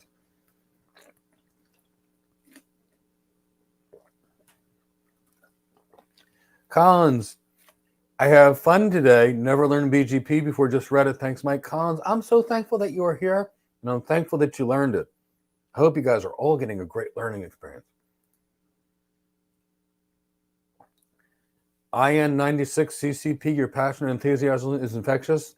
Thank you so much. I love this stuff. I truly love it, love it, love it. We used to work in medicine, internal medicine. I was a nurse practitioner, went to school for 7 years for it. And I just love tech. And when my wife says you should work in tech, it's a career, I went, oh my God, I could do that. And I loved it. I've never worked a day in my life, and I put in some 16-hour days for a very long time. But I've never worked. It's all just been my passion and hobby. You're more than welcome, my dude. God, your best. Thank you so much. I'm so grateful for your kind words.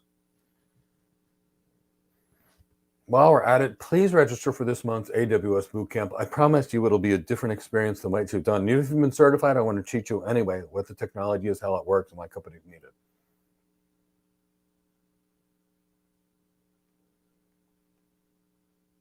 it. LM, thanks, Mike, Chris, and Alonzo, and the rest of the team. Yes, thank you, Alonzo. Thank you, Chow. Thank you, Eva Doikia. Thank you, Al, who I think had a blue wrench. Thank you, Abigail, who's a very special part of our team. Thank you, Leo. Thank you, Chris, and others that have been helping us through this. And Eddie, thank you, Eddie. Eddie's a really special part of my team. He's a little quiet, he's a little shy still, but wow, he's a really great guy. Is high availability for object storage the same thing? Should you have object storage in one cloud and in another cloud? You know, I would have storage in multiple clouds, absolutely. But here's the thing. This is a little different, and object storage is probably less important, and here's the reason why. Object storage cannot be mounted by a regular computer and used as a regular hard drive. And the reason is when we're dealing with object storage, anytime a file will be modified, it creates a new version. Now, I know AWS is versioning, which is disabling the original default and then bringing it back to natural function. But let's think about it this way. If a regular computer or a server were to mount object storage, there's a swap file in your server, which is your virtual RAM. So you've got a server, for example, that has 2 terabytes of RAM. The swap file is going to be 3 terabytes. Now that swap file may change 100,000 times a minute. So in this particular environment, if we used object storage and mounted it via computer, it's not normal storage. What would happen is we'd have 200,000 3 terabyte objects, and it would fill up our RAID arrays, and we'd be paying millions of dollars a month for it, or billions of dollars a month. We can't do that. So object storage is used for backup, software distribution, basic stuff for the most part. It's not what our servers are using. And the good news about object storage is as follows. It's not critical in those cases. So we probably don't need to do this with our object storage, although we do need to replicate our storage. Because object storage is moderately high available, basically 99.99, but the durability of object storage is 11.9 durability, at least on AWS, relatively good in Azure as well, which means even if we can't access it right now, we'll be able to access it later. So since object storage is generally lower criticality storage, we might be able to have object storage in one cloud and just back it up somewhere else. Now, if we're talking about our databases, which are using block storage, that we got to synchronize in all clouds in real time. So those are the kind of things. Object storage, you may get away with one. But I still subscribe to the philosophy, 1 is none, 2 is 1, and 3 is greater than 2. So I would put it in multiple environments, but you could get away without it.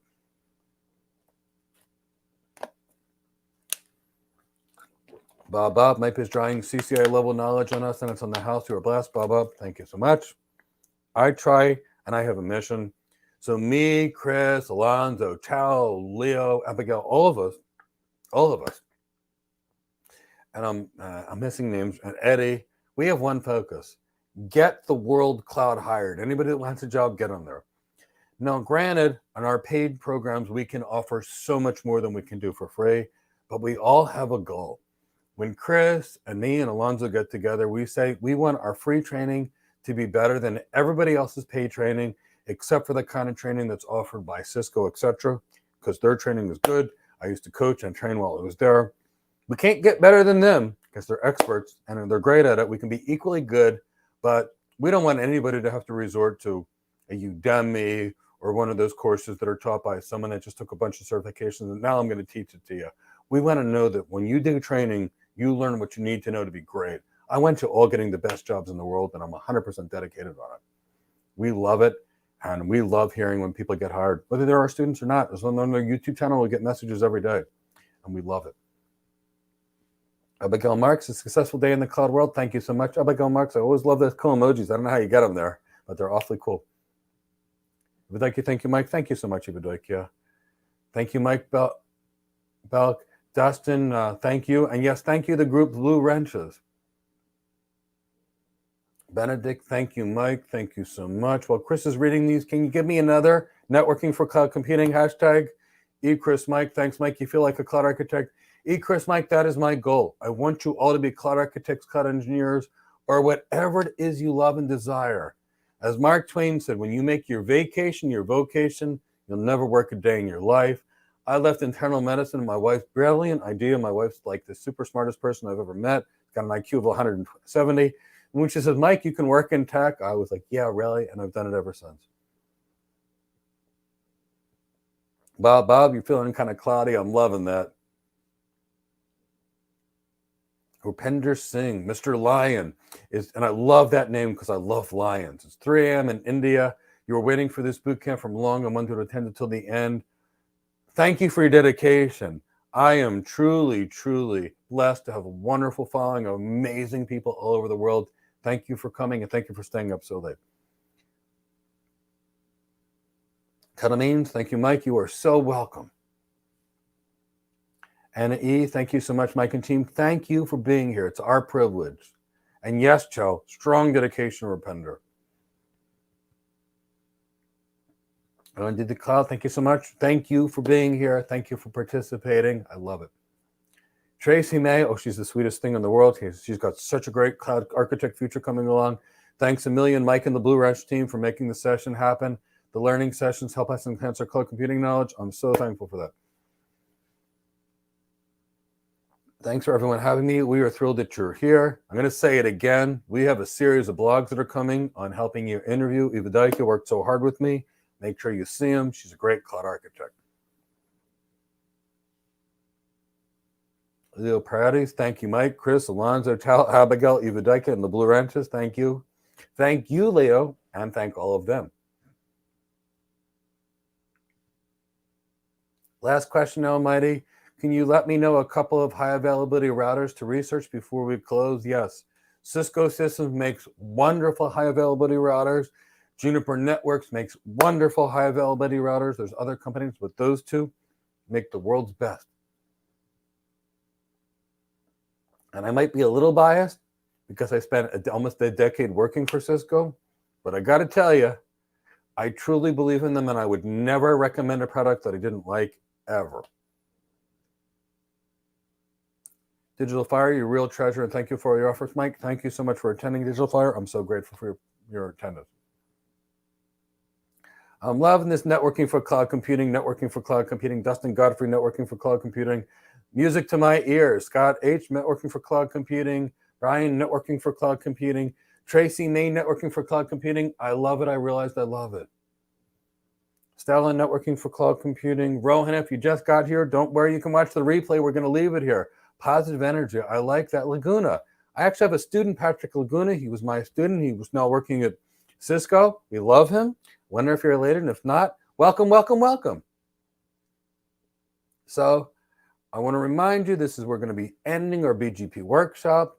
Yesterday, we did a subnetting workshop, which is more networking for cloud computing training. Next week, please join us on the completely free AWS Certified Solution Architect Associate course. I promise you our course will be different than everybody else's. Please share the course links. Please share the registration links for this. I want to help as many people in the world get their first cloud architect job, solution architect job, or cloud engineer job.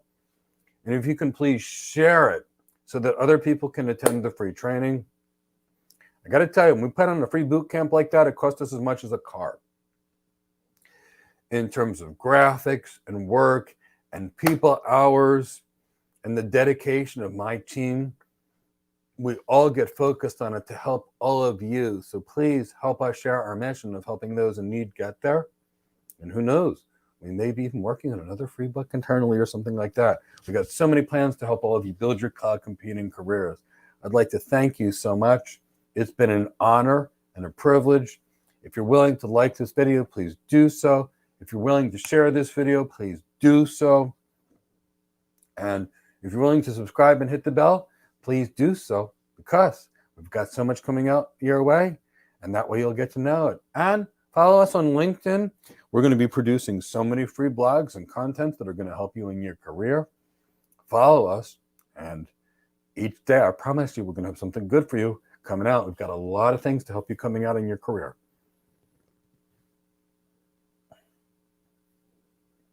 Juice Jones Creates. We've got 2 friends registered for our course. We can't wait to work with them. And thank you so much, Juice Jones. Everybody, be proud of yourselves. We went through the hardest routing protocol in all of networking. You guys were like champions. You were changing weights, local preferences, AS paths, multi-exit discriminators, origin codes. You guys worked on multi-cloud architectures. And now think about it. We did some AWS BGP, some AWS networking tutorials. We covered what is BGP. We did a lot of networking for cloud computing. Covered some cloud network training. We covered a lot of networking skills training. We talked about cloud architect training and cloud architect skills today. You know, we talked about cloud architects and what we do, cloud engineers to some degree what they do, network engineers and what they do.